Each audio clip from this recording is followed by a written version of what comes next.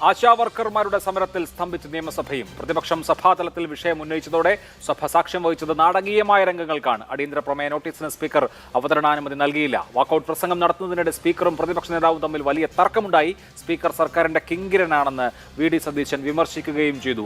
ആശമാർക്ക് ഇത്ര കൊടുത്താൽ മതിയോ? ചർച്ചയിലേക്ക് സ്വാഗതം. എന്താ പേടിയുണ്ടോ? അല്ല, ചുമ്മാ ചോദിച്ചേ ഉള്ളൂ. എന്തോ ഒരു ടെൻഷനുള്ള പോലെ. പിന്നെന്തിനാ താളം അടിക്കുന്നേ? കൈവരക്കുന്ന ശ്രീ രാജു പി നായർ, ഇനിയിപ്പോൾ പ്രതിപക്ഷം ഇങ്ങനെ ഒരു വിഷയം നിയമസഭയിൽ ഉന്നയിക്കുക വഴി ഇന്ത്യയിലെ വിവിധ സംസ്ഥാനങ്ങളിലെയും അതുപോലെ തന്നെ കേരളത്തിലെ മുൻ സർക്കാരുകളുടെയും ഈ കാര്യത്തിലെ നിലപാടുകളും കൊടുത്തിരുന്ന ഇപ്പോഴും കൊടുക്കുന്നതുമായ ഓണറേറിയവും ആനുകൂല്യങ്ങളുമൊക്കെ വിശദീകരിക്കാൻ സർക്കാരിന് ഒരു അവസരം ഉണ്ടാവുകയാണോ ചെയ്തത്? അല്ല, വിശദീകരിച്ചാൽ സർക്കാരിൻ്റെ പൊള്ളത്തരം പുറത്തു വരികയല്ലേ ചെയ്യുന്നത്? വിശദീകരിക്കട്ടെ. വിശദീകരിക്കുമ്പോൾ സർക്കാരിൻ്റെ പൊള്ളത്തരം പുറത്തു വന്നു. ജാനുവരിയിലാണ് കർണാടകയിൽ ആശാവർക്കർമാരുടെ സമരം നടന്നത്. കർണാടകയിൽ ഭരിക്കുന്നത് കോൺഗ്രസ് സർക്കാരാണ്. അവിടെ 5000 രൂപയാണ് അവർക്ക് നേരത്തെ സംസ്ഥാന സർക്കാരിന് ലഭിച്ചുകൊണ്ടിരുന്നത്. ആ സമരം ജാനുവരി അവസാനം, എനിക്കൊന്ന് 2024 കണ്ടുമാണ് എന്താണ് ഒത്തുതീർപ്പാവുന്നത്.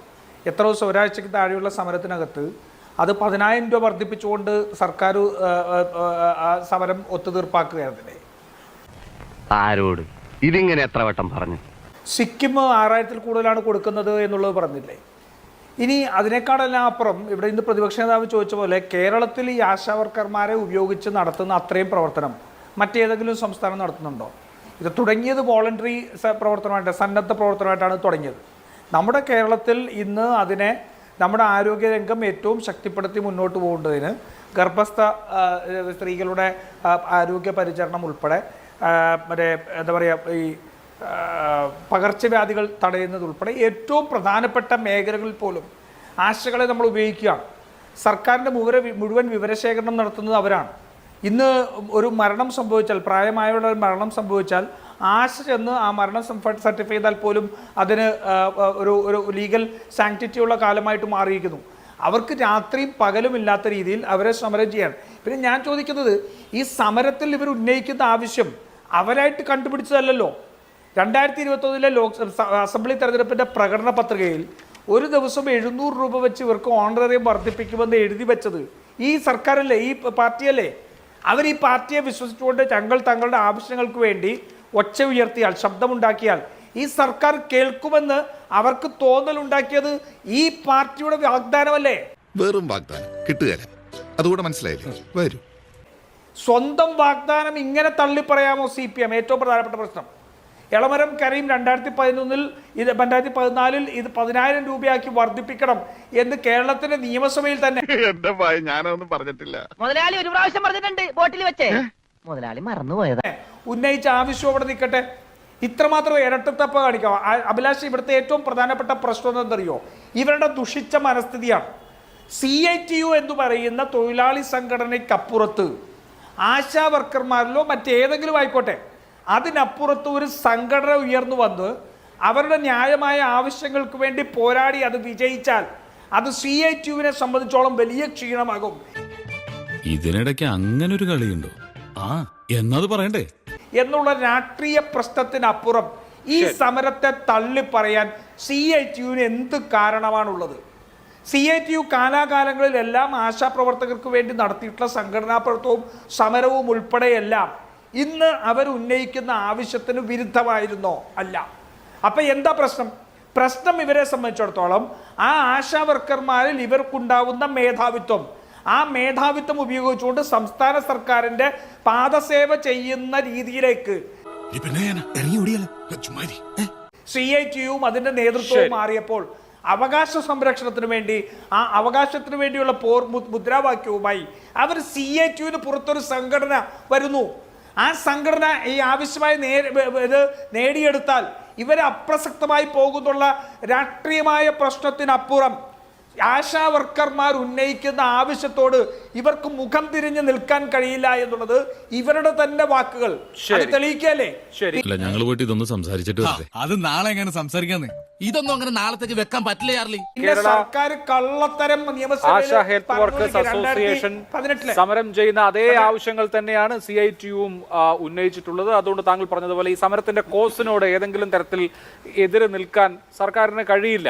അപ്പോൾ പിന്നെ എന്താണ് പ്രശ്നം? ഞാൻ അങ്ങയിലേക്ക് വരാം. ശ്രീ VPP മുസ്തഫ, ഇടതുപക്ഷ ജനാധിപത്യ മുന്നണി 2021 ജനങ്ങൾക്ക് മുമ്പിൽ വെച്ച പ്രകടന പത്രികയുടെ 45ാമത്തെ ഐറ്റം സാമൂഹ്യ പെൻഷനുകൾ ഘട്ടം ഘട്ടമായി 2500 രൂപയായി ഉയർത്തും. അങ്കണവാടി, ആശ, റിസോഴ്സ് അധ്യാപകർ, പാചക തൊഴിലാളികൾ തുടങ്ങി എല്ലാ സ്കീം വർക്കേഴ്സിന്റെയും ആനുകൂല്യങ്ങൾ കാലോചിതമായി ഉയർത്തും. മിനിമം കൂലി 700 രൂപയാക്കും തുടങ്ങിയവയാണ്. എന്താ മിസ്റ്റർ, എന്താ നിങ്ങൾക്ക് ഇതിൽ പറയാനുള്ളത്? അവരിങ്ങനെ സ്റ്റേനായിട്ട് പറയുമ്പോ നമ്മൾ എന്ത് ചെയ്യാനാ? അപ്പോ ഞങ്ങൾ തിരിച്ചു പോണമായിരിക്കും. അപ്പൊ ഞങ്ങളുടെ ജോലി കുറയും, ഞങ്ങൾക്ക് ഞങ്ങളുടെ പാട്ടിന് പോവുകയും ചെയ്യാം. അപ്പോൾ ആശാ വർക്കർമാരുടെ, എല്ലാ സ്കീം വർക്കർമാരുടെയും വേതനം ഉയർത്തും എന്നുള്ളത് ഇടതുപക്ഷ ജനാധിപത്യ മുന്നണി 4 കൊല്ലം മുൻപ് ഈ സംസ്ഥാനത്തെ ജനങ്ങൾക്ക് മുമ്പിൽ വെച്ച വാഗ്ദാനമാണ്. നിങ്ങൾ പറഞ്ഞത് എന്തുകൊണ്ട് ചെയ്യുന്നില്ല എന്നുള്ളതാണ് ആദ്യം പറയേണ്ടത്. അതിനുവേണ്ടിയാണ് ഈ ആശാ വർക്കർമാർ സമരം ചെയ്യുന്നത്.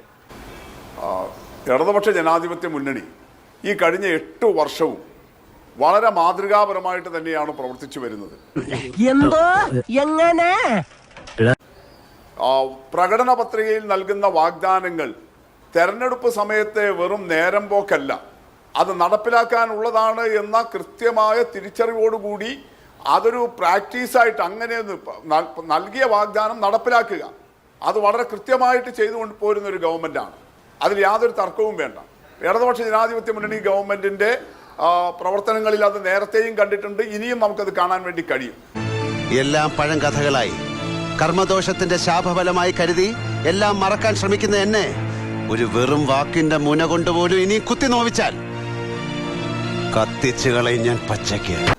നമ്മുടെ മുന്നിൽ കേരളത്തിന്റെ സമ്പദ്ഘടനയുടെ ഇപ്പോഴത്തെ സ്ഥിതി നേരത്തെ അഭിലാഷ് ഉൾപ്പെടെ നമ്മൾ ഈ ഫ്ലോറിൽ ചർച്ച ചെയ്തിട്ടുള്ളതാണ് പല സന്ദർഭങ്ങളിൽ. അപ്പോൾ അതുകൊണ്ട് 2021 എഴുതി വെച്ചിട്ടുള്ള വാഗ്ദാനങ്ങളെല്ലാം പൂർണ്ണമായ അർത്ഥത്തിൽ അതേ തുകയിലേക്ക് എത്തിയിട്ടില്ല. സ്വാഭാവികമായിട്ടും 2021 ഈ പ്രകടന പത്രിക ഇറങ്ങിയതിന് ശേഷം 1 രൂപ പോലും കൂട്ടിയിട്ടില്ല. ഇപ്പൊ ക്ഷേമ പെൻഷൻ ആവട്ടെ, മറ്റ് ഈ പറഞ്ഞ വിഭാഗങ്ങൾക്കുള്ള ആനുകൂല്യങ്ങളാവട്ടെ, 2021 ശേഷം ഇപ്പോ ഇത് 4ാമത്തെ കൊല്ലമാണ്, 5ാമത്തെ കൊല്ലത്തിലേക്ക് കടക്കുന്നു. 4 കൊല്ലം കഴിഞ്ഞു, 1 രൂപ പോലും കൂടിയിട്ടില്ല. ഫെബ്രുവരി 7-ാം തീയതി ബജറ്റ് അവതരിപ്പിച്ച് അതിനുശേഷം ധനകാര്യ വകുപ്പ് മന്ത്രി സഖാവ് KN ബാലഗോപാൽ, നിങ്ങൾ മാധ്യമങ്ങളെ കണ്ടിരുന്നു, ആ മാധ്യമ സമ്മേളനത്തിൽ അദ്ദേഹത്തോട് ഈ ചോദ്യങ്ങൾ വന്നിരുന്നു. എന്തുകൊണ്ടാണ് ക്ഷേമ പെൻഷൻ ഏറ്റവും പ്രധാനപ്പെട്ട LDF ഗവൺമെന്റിന്റെ ഒരു പ്രധാനപ്പെട്ട നേട്ടം അതാണല്ലോ, അത് പ്രതിമാസം കൊടുക്കാൻ വേണ്ടി കഴിഞ്ഞു എന്നുള്ളത്. എന്തുകൊണ്ടാണ് പ്രതീക്ഷിച്ചതുപോലെ ഒരു 100 രൂപയുടെ പോലും വർധനവ് 1600 എന്നുള്ളത് വർദ്ധിച്ചില്ല എന്നുള്ളത് അദ്ദേഹം അവിടെ പറഞ്ഞല്ലോ. ഈ ബജറ്റിലൂടെ സംസ്ഥാനത്തിന്റെ ഇന്നത്തെ സാമ്പത്തിക സ്ഥിതിയുടെ കൃത്യമായ ചിത്രം ജനങ്ങളുടെ മുന്നിൽ അവതരിപ്പിച്ചിരിക്കുകയാണ്. നിങ്ങൾക്ക് സത്യം എന്നോടെങ്കിലും പറഞ്ഞുകൂടായിരുന്നോ? നിന്നോട് ഇത് പറയണമെന്ന് ഞാൻ ആദ്യമേ വിചാരിച്ചു, പിന്നെ വേണ്ടാന്ന് വെച്ചു.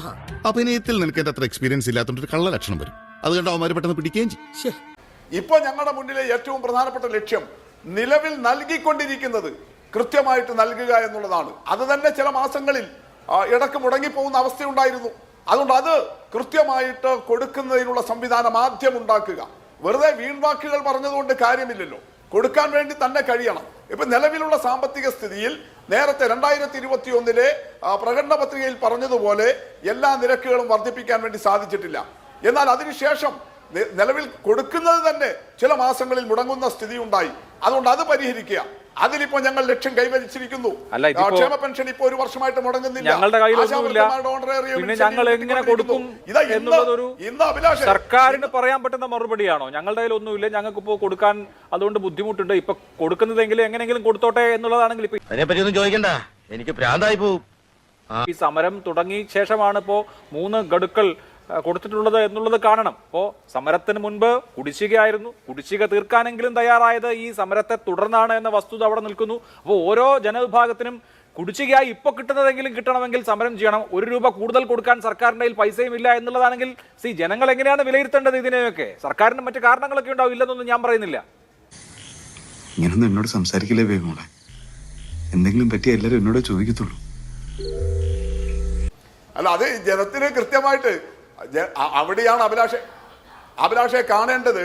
ജനത്തിന് കൃത്യമായിട്ട് ബോധ്യമുണ്ട്. 2011-16 കാലത്ത് ഇതൊന്നും തീരെ കിട്ടിയിരുന്നില്ല. കുടിശ്ശികയാക്കി വെച്ചാൽ പോലും കൊടുക്കുമായിരുന്നില്ല. സമരം ചെയ്താലും കിട്ടുമായിരുന്നില്ല. എന്നാൽ ഇന്നിപ്പോ കുടിശ്ശികയാകുന്നു 1-2 മാസം, ഏറ്റവും കൂടിയാൽ. പഴയതുപോലെ 18 മാസമോ 12 മാസമോ കുടിശ്ശികയാകുന്നില്ല. അതിപ്പോ ചെറിയ മാസങ്ങൾ കുടിശ്ശികയാകുന്നു, ഉടനെ കൊടുക്കാൻ കഴിയുന്നു. ഇന്നത്തെ ദിവസം ഒരു പ്രഖ്യാപനം വന്നല്ലോ അഭിലാഷേ. KSRTC-യിൽ എത്ര തവണ നമ്മൾ ചർച്ച ചെയ്തതാ ശമ്പളം മുടങ്ങുന്ന കാര്യം. അത് തന്നെ പലപ്പോഴും 2 ഗഡു ആകുന്നു, പല ദിവസങ്ങൾ വൈകുന്നു. ഷേവ് ചെയ്ത കൊടുക്കാൻ 60 രൂപ എടുക്കാൻ ചേച്ചി അതൊക്കെ പണ്ട് ബോബി ഇപ്പൊ പണിക്കൊക്കെ പോകുന്നു. ഇന്ന് കുറെ മാസങ്ങൾക്ക് ശേഷം KSRTC-യിൽ ഇന്ന് ഈ മാസം മുതൽ ആദ്യത്തെ ദിവസം തന്നെ, മാസാദ്യം തന്നെ ശമ്പളം കൊടുക്കാൻ കഴിയുന്ന അവസ്ഥയിലേക്ക് എത്തിക്കാൻ വേണ്ടി കഴിഞ്ഞിരിക്കുന്നു. ഇങ്ങനെ സർക്കാരിന്റെ കൃത്യമായ സാമ്പത്തിക അച്ചടക്കത്തിലൂടെയും വരുമാന വർധനവ് കേന്ദ്ര സർക്കാർ അവഗണിക്കുമ്പോഴും നിനക്കതൊക്കെ എങ്ങനെയാ സാധിക്കുന്നത്? നമ്മുടെ തനത് വരുമാനത്തിലെ വർധനവ് ഉപയോഗിച്ച് ഓരോ മേഖലയിലെയും വരുമാനം വർദ്ധിപ്പിച്ച് അതത് മേഖലയിൽ തൊഴിലെടുക്കുന്ന ഈ തൊഴിലാളികളെ ചേർത്ത് പിടിക്കുക എന്ന സമീപനത്തിലേക്ക് അതാണ് സർക്കാരിന്റെ വിശദീകരണം. ഞാൻ അടുത്ത ഘട്ടത്തിൽ താങ്കളിലേക്ക് വരാം. ശരി. ശ്രീമതി എസ് മിനി, ഇപ്പോ 6000 എന്ന സംസ്ഥാന സർക്കാർ കൊടുക്കുന്ന 7000 എന്ന സംസ്ഥാന സർക്കാർ കൊടുക്കുന്ന ഓണറേറിയം ഇന്ത്യൻ സംസ്ഥാനങ്ങളിലെ മികച്ച സംഖ്യകളിൽ ഒന്നാണ്. ഇപ്പോഴാണ് സമരത്തെ തുടർന്നാണ് കർണാടക 10,000 ആക്കാൻ തീരുമാനിച്ചത്. ഏപ്രിൽ മുതലാണ് കൊടുത്തു തുടങ്ങുക. വാർത്താ റിപ്പോർട്ടുകൾ അനുസരിച്ച് ഞാൻ അങ്ങയിലേക്ക് വരാം.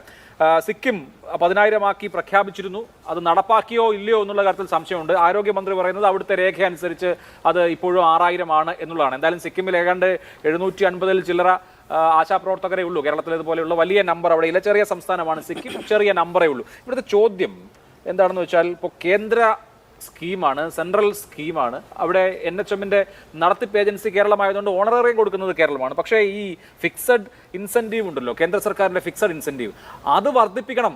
അത് വർദ്ധിപ്പിച്ചാൽ ഇപ്പോൾ ഇന്ത്യയിലെ എല്ലാ ആശാ വർക്കേഴ്സിനും പ്രയോജനം ചെയ്യുന്ന ഒരു കാര്യമാണ്. ഇപ്പോൾ സംസ്ഥാന സർക്കാർ ഓണറേറിയം വർദ്ധിപ്പിക്കണം എന്നുള്ളത് മാത്രമേ ഉള്ളൂ. എന്തുകൊണ്ടാണ് കേന്ദ്ര സർക്കാർ ഈ ഫിക്സഡ് ഇൻസെന്റീവ് വർദ്ധിപ്പിക്കണം, അത് കാലോചിതമായി പുതുക്കണം, മാന്യമായ വേതനം ഈ ജോലി ചെയ്യുന്ന സ്ത്രീകൾക്ക് നൽകണമെന്ന് ആവശ്യപ്പെടാത്തത്? ആദ്യം തന്നെ പറയട്ടെ, ഞാൻ കേരള ആശാ ഹെൽത്ത് വർക്കേഴ്സ് അസോസിയേഷൻ്റെ സംസ്ഥാന വൈസ് പ്രസിഡൻ്റാണ്. ഇവിടെ പറഞ്ഞ കാര്യങ്ങളിൽ ഞങ്ങൾ കേന്ദ്ര ഗവൺമെൻറ്റിനെതിരെ സമരത്തിലാണ്. ഞങ്ങൾ 2 തവണ പാർലമെൻറ്റ് മാർച്ച് നടത്തിയിരുന്നു. 2019 കോവിഡിന് മുമ്പ് നടത്തിയ മാർച്ചിനെ തുടർന്നാണ് ഫിക്സഡ് ഇൻസെൻറ്റീവ് എന്ന് പറയുന്ന 2000 രൂപയുടെ ഒരു തുക തന്നെ അനുവദിക്കുന്നത്.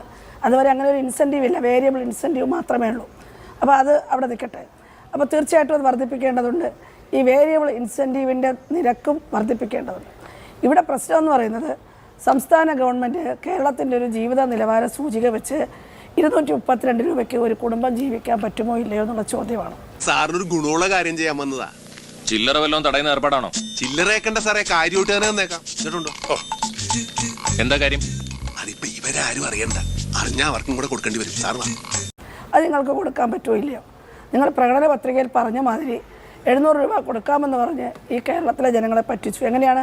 കോവിഡ് കാലത്ത് ആശാ വർക്കർമാർ നടത്തിയ അനിതര സാധാരണമായൊരു പ്രവർത്തനത്തെ മുൻനിർത്തിക്കൊണ്ട്, കോവിഡ് വാരിയേഴ്സ് എന്ന് പറഞ്ഞൊരു ബഹുമതി കൊടുത്തുകൊണ്ട്, തിരഞ്ഞെടുപ്പ് സമയത്ത് ഇവരെയൊക്കെ കൂടെ നിർത്തിക്കൊണ്ട് പ്രഖ്യാപിക്കുമായിരുന്നു. അതുതന്നെയാണ് തീർച്ചയായിട്ടും 2ാം ഗവൺമെൻറ്റിനെ തിരഞ്ഞെടുക്കാനുള്ള ഒരു അടിത്തറയായി പ്രവർത്തിച്ചത്. ബന്ധമില്ലാത്ത കാര്യങ്ങൾ പറഞ്ഞുകൊണ്ട് കോടതിയുടെ വിലപ്പെട്ട സമയമാണ് കളഞ്ഞുകൊണ്ടിരിക്കുന്നത്. ധാരാളം സമയമുണ്ട്. ആൾക്കാരെ അവിടെ ഇരിക്കെ, ആദ്യം ഇതിനൊരു തീരുമാനമാകട്ടെ. പക്ഷേ ഇപ്പോൾ പറയുന്നു കിട്ടിയാൽ തരാമെന്ന്. പക്ഷേ ഞങ്ങൾക്ക് ഒരു കാര്യത്തിൽ സന്തോഷമുണ്ട്. ഞങ്ങൾ സമരം ചെയ്തു തുടങ്ങി 23 ദിവസമാണ്. നിങ്ങൾ KSRTC-ക്കാർക്ക് 1-ാം തീയതി കൊടുക്കാൻ തീരുമാനിച്ചു എന്ന് പറയുന്നത് ഞങ്ങൾ ആ സമരമുഖത്ത് കാണുന്നുണ്ട്. KSRTC തൊഴിലാളികൾ ഞങ്ങളോട് ഐക്യദാർഢ്യം പ്രഖ്യാപിച്ചുകൊണ്ട് വരുന്നു. ഒരു സമരത്തിന് അവർ തയ്യാറെടുത്താൽ ഈ കേരളം വലിയൊരു പ്രക്ഷോഭവേദിയാവുമെന്നും നിങ്ങൾ മുന്നിൽ കണ്ടുകൊണ്ട് അവിടുത്തെ തൊഴിലാളികളെ പിടിച്ചു നിർത്തുവാൻ, ഈ സമരം നൽകുന്ന ഒരു ആവേശത്തെ നിങ്ങൾക്ക് തടഞ്ഞു നിർത്താൻ നിങ്ങളിന്ന് അവർക്ക് കൊടുക്കാൻ തയ്യാറായിരിക്കുന്നു. അതൊരു വലിയൊരു അച്ചീവ്മെൻ്റായിട്ട്, വലിയൊരു നേട്ടമായിട്ട് ഞങ്ങൾ കാണുകയാണ്. എന്ത് പ്രസക്തിയാണുള്ളത്? എന്താ നമ്മുടെ പേര്? അനിൽകുമാർ. നോട്ട് ചെയ്തോ? അനിൽകുമാർ. എനിക്ക് കൂടുതലൊന്നും പറയാനില്ല. ചിക്കൻ ബിരിയാണി കഴിച്ച് നമുക്ക് പിരിയാം. ഇപ്പോൾ വിഷയം 232 രൂപയ്ക്ക് ജീവിക്കണോ വേണ്ടോ? കേരള സംസ്ഥാന സർക്കാർ പറയാം. നിങ്ങൾ പണമില്ലാത്തതിൻ്റെ പരാധീനതകൾ പറയുന്നുണ്ട്. ഞങ്ങൾ ഈ സമരം എഴുന്നതിന് ശേഷമാണല്ലോ എല്ലാവർക്കും നിങ്ങൾ പണം കൊടുത്തത്. നിങ്ങൾ പിന്നെ ആരാണ് ആവശ്യപ്പെട്ടത്? ഇവിടെ നമ്മുടെ പിന്നെ എന്താണ് PSC അംഗങ്ങൾക്ക് തുക ആവശ്യപ്പെട്ടത്, വർധനവ് ആവശ്യപ്പെട്ടത് എവിടെയാണ്? ഈ കേന്ദ്ര ഗവൺമെൻറ്റിൽ നിന്ന് പിടിച്ചു വാങ്ങിക്കൊണ്ട് തരാൻ വേണ്ടിയിട്ടാണല്ലോ ഒരു മാന്യ അദ്ദേഹത്തെ അവിടെ വെച്ചിരിക്കുന്നത്. അദ്ദേഹത്തിന് നിങ്ങൾ 11 ലക്ഷം രൂപ യാത്രാബത്ത അനുവദിച്ചു കൊടുത്തല്ലോ. പിന്നെ നിയമസഭയിൽ കള്ളങ്ങൾ പറയുന്നു. എത്രയോ ദിവസമായി, 22 ദിവസമായി കേരളത്തിൻ്റെ മാധ്യമങ്ങളുടെ മുന്നിൽ വന്നിരുന്ന നേതാക്കളും തിരഞ്ഞെടുക്കപ്പെട്ട ആളുകളും എന്തിന് നിയമസഭയിൽ അടക്കം കള്ളം പറയുന്നു. ഞാനൊരു സത്യം പറഞ്ഞ് വിശ്വസിക്കൂ, എന്നാ എനിക്കത് ഓർമ്മയില്ല. ഡീൻ കുര്യാക്കോസിന് ഓഗസ്റ്റ് 2-ന് 24 ഓഗസ്റ്റ് 2-ന് കേന്ദ്ര ആരോഗ്യമന്ത്രി നൽകിയ മറുപടിയിൽ പറയുന്നു, സിക്കിം സംസ്ഥാനത്ത് 7,000 രൂപ 10,000 രൂപ ഓണറേറിയം കൊടുക്കും, 6,000 എന്നുള്ളത് വർദ്ധിപ്പിച്ച് കൊടുക്കുന്നു. അവിടെ എത്ര ആശാവർക്കർമാർ ഉണ്ടെന്നുള്ളതല്ല പ്രശ്നം, അവിടെ ഒരു ആശാവർക്കർക്ക് എത്ര രൂപ കൊടുക്കുന്നു എന്നുള്ളതാണ് പ്രശ്നം. അപ്പോൾ കേരളമാണ് നമ്പർ 1 എന്ന് ഇങ്ങനെ പറഞ്ഞുകൊണ്ടിരിക്കുമ്പോൾ ഈ കേരളത്തിലുള്ള ആളുകളെയൊക്കെ നിങ്ങൾ മണ്ടന്മാരാക്കണം. ദയവേത് നിങ്ങൾ നിയമസഭയിൽ ചെന്ന് കള്ളം പറയരുത്. എന്തെല്ലാം കള്ളം പറയുന്നു. ആശാവർക്കറെ പിരിച്ചുവിടാൻ ഉത്തരവില്ല, മരവിപ്പിച്ചിരിക്കുന്നു. കഴിഞ്ഞ ദിവസങ്ങളിലെല്ലാം ചില ആളുകൾ ഇങ്ങനെ നടന്നു പറയുകയാണ്, ഉത്തരവുണ്ട്, ഏതൊക്കെ സാഹചര്യത്തിൽ ആശാവർക്കറെ പിരിച്ചുവിടാം. 62 വയസ്സ് പൂർത്തിയായാൽ ഒരു 10 പൈസയും കൊടുക്കാതെ പിരിച്ചുവിടാം. രണ്ടെന്താണ്, ആശാവർക്കറായിരിക്കുന്ന ആൾ മറ്റൊരു തൊഴിലിന് പോകാല്ല. 232 രൂപയ്ക്ക് ഇപ്പോഴാണ് 7,000 രൂപയായത്. ഈ 232 രൂപയ്ക്ക് ജീവിച്ചോണം. നിങ്ങൾ മറ്റെന്തെങ്കിലും ഒരു പണിക്ക് പോയി നിങ്ങൾ കുടുംബം പുലർത്താൻ ശ്രമിച്ചാൽ ഈ തൊഴിൽ നിങ്ങൾ പുറത്താകും.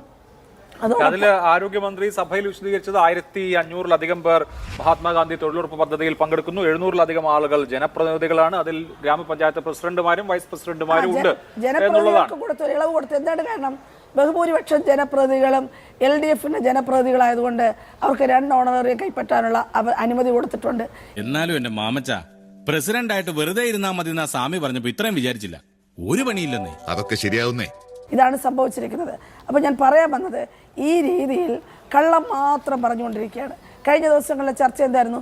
പിരിച്ചുവിടാനൊരു ഉത്തരവില്ല, അത് മരവിപ്പിച്ചിരിക്കുകയാണെന്ന്. പക്ഷേ NHM കൊടുത്ത ഉത്തരവ് കാണിക്കുന്നു. നിങ്ങൾ വിരമിക്കൽ ആനുകൂല്യത്തെക്കുറിച്ച് ഞങ്ങൾ ആവശ്യപ്പെടുന്നു. 62 വയസ്സാകുമ്പോൾ പിരിഞ്ഞു പോകുന്ന ഒരു സ്ത്രീ എങ്ങനെയാണ് അവരുടെ ശിഷ്ടകാലം ജീവിക്കേണ്ടത്? അതിന് ഉദാഹരണങ്ങൾ ഞങ്ങൾ പറഞ്ഞു. എന്താണ്, പശ്ചിമ ബംഗാളിൻ്റെ ഓർഡറിനെ കുറിച്ച് പറഞ്ഞു. അപ്പോൾ നിലവിലുള്ള ഉത്തരവുകളൊന്നും അവർക്ക് കാണണ്ട, ഇല്ലാത്ത കാര്യങ്ങളെ കൂട്ടുപിടിച്ച് ചർച്ചകൾ വഴിതെറ്റിച്ചുണ്ട്. അവിടെ 5 ലക്ഷം രൂപ കൊടുക്കാൻ തീരുമാനിച്ചിട്ടുണ്ട്. ആർക്കാണ്? 60 മുതൽ 65 വയസ്സ് പ്രായത്തിനിടയിൽ പിരിഞ്ഞു പോകുന്ന ആർക്കും 65 വയസ്സ് വരെ അവർക്ക് പ്രവർത്തിക്കാം. അത് 60 വയസ്സിൽ ഒരാൾക്ക് പിരിഞ്ഞു പോയാലും അവർക്കും 5 ലക്ഷം രൂപ കൊടുക്കണം. പിന്നെയും ധാരാളം ഇളവുകളുണ്ട്. എല്ലാ മാസവും എല്ലാ വർഷവും 1000 രൂപ ഏത് ഗവൺമെൻറ് മാറി വന്നാലും അവർക്ക് 1000 രൂപ വെച്ചൊരു സ്ഥിര വർധനവുണ്ടാവും. അവർക്ക് പൂജ നമ്മുടെ ഓണം പോലെയുള്ള പൂജ സമയത്ത് 5000 രൂപ അവർക്ക് ഫെസ്റ്റിവൽ അലവൻസ് ഉണ്ട്. ഇതൊക്കെ പ്രഖ്യാപിച്ചിരിക്കുകയാണ്. കേരളമാണ് നമ്പർ 1 എന്ന് പറയുമ്പോൾ പൊട്ടന്മാരാക്കാൻ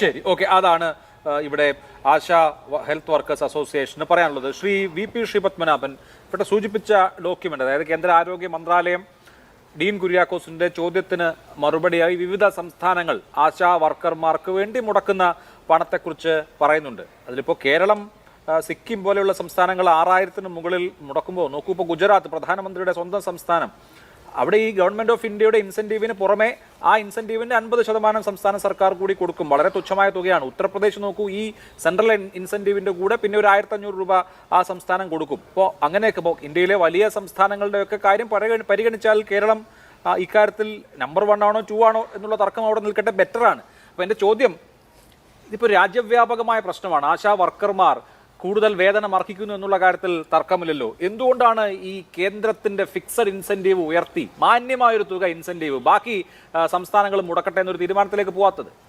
നിങ്ങളിപ്പോ ഒരേ മുന്നണിയാ. നാളെ മുതൽ മാമച്ചന് വേണ്ടി വോട്ട് ചോദിക്കേണ്ടതാ. ആര്? ഞാനാ? എന്റെ പട്ടിയൂ. അല്ല, അത് ഞാനിപ്പം അതിൻ്റെ ബഡ്ജറ്റ് അലോക്കേഷനെ പറ്റി പറയാം. 2024 തെരഞ്ഞെടുപ്പിന് ശേഷം ഉണ്ടായിരുന്ന NHMന്റെ ബഡ്ജറ്റ് അലോക്കേഷൻ 36,000 കോടി രൂപയാണ്. അത് ഇലക്ഷൻ കഴിഞ്ഞ് ജൂലൈ ബഡ്ജറ്റ്. 2025 ഫെബ്രുവരി മാസം 1-ാം തീയതി ബഡ്ജറ്റിൽ അത് 37,226.92 കോടി രൂപയാണ്. അപ്പോൾ ഇതാണ് ടോട്ടൽ അലോക്കേഷൻ. ആ ടോട്ടൽ അലോക്കേഷനിൽ നിന്നും ഓരോ സംസ്ഥാനത്തിന് ആവശ്യമായ തുക എത്രയാണ് എന്ന് ആ സംസ്ഥാനത്തിൻ്റെ requirement post by the states and union territories പറയാൻ എനിക്ക് അർഹതയില്ല. എന്നാലും എന്നെ രക്ഷിക്കാൻ വല്ലതും ചെയ്യാൻ പറ്റുമെങ്കിൽ ചെയ്യാം. അല്ലേ, ഞാൻ പോട്ടെ. ഇപ്പോൾ ബഹുമാനപ്പെട്ട മിനി പറഞ്ഞല്ലോ ഡീൻ കുര്യാക്കോസിൻ്റെ ചോദ്യം. ആ ചോദ്യം 7/2/25 വീണ്ടും ആവർത്തിച്ചിരുന്നു ജി കുമാരൻ നായക് എന്ന് പറയുന്ന കോൺഗ്രസിൻ്റെ കർണാടകയിലെ രായ്ചൂർ എന്നുള്ള MP-യുടെ. അപ്പോൾ അന്നും അതാ മറുപടി കൊടുത്തത്. ഓരോ സംസ്ഥാനവും ആവശ്യപ്പെടുക, അതായത് അവരുടെ റിക്വയർമെൻറ്റ് പോസ്റ്റ്, ആ വാക്കതാണ്, അവർ പറഞ്ഞതനുസരിച്ചുള്ള തുക കേന്ദ്ര സംസ്ഥാന സർക്കാരുകൾ തമ്മിൽ നിശ്ചയിച്ചിട്ട് അതിൻ്റെ 60% കേന്ദ്രം കൊടുക്കുക എന്നുള്ളതാണ്. അപ്പോൾ ആദ്യം ഈ ഓരോ സംസ്ഥാനത്തിന് എത്ര തുക വേണമെന്ന് രണ്ട് കൂട്ടരും കൂടി ചർച്ച ചെയ്തിട്ടാണ് നിശ്ചയിക്കുന്നത്. ഞങ്ങൾക്ക് ഇത്ര ആശാ വർക്കർമാരുണ്ട്, ഇത്ര അങ്കണവാടിയുണ്ട്, ഞങ്ങളുടെ മറ്റ് ചെലവുകൾ ഇത്രയാണ്, അപ്പോൾ അത് ഏതാണ്ട് ഇത്രയാണെന്ന് കണ്ടെത്തി അതിൻ്റെ 60%. ഇപ്പോൾ ഈ ടോട്ടൽ ബഡ്ജറ്റ് അലോക്കേഷൻ ഉയർത്തണോ എന്നാണ് അഭിലാഷിൻ്റെ ചോദ്യമെങ്കിൽ ഉയർത്തണം എന്ന് തന്നെയാണ് എൻ്റെ അഭിപ്രായം. നീ പാച്ചിലല്ലടാ, പുണ്യാളച്ചനാണ്. ഇതെന്നാ നേരത്തെ പറയാഞ്ഞേ? ഇതൊക്കെ പാച്ചിന്റെ ഒരു നമ്പറല്ലേ? മാമച്ചൻ മനസ്സിൽ കാണുമ്പോ പാച്ചനെങ്കിൽ മരത്തെ കാണും. നീ എന്തൊക്കെ കാണാൻ കിടക്കണു? BJPയുടെ അഭിപ്രായം, നമ്മുടെ രാജ്യത്ത് ഏറ്റവും കൂടുതൽ അടിസ്ഥാനപരമായ ആരോഗ്യ പ്രവർത്തനം നടത്തുന്ന ആശാ വർക്കർമാരുടെ സേവന വേതന വ്യവസ്ഥകളിൽ മാറ്റം വരുത്തണം. അത് കാലാനുസൃതമായി പരിഷ്കരിക്കണം. ഇന്ന് കൊടുക്കുന്നതിൽ നിന്നും വളരെ കൂടുതൽ കൊടുക്കാൻ സാധിക്കണം.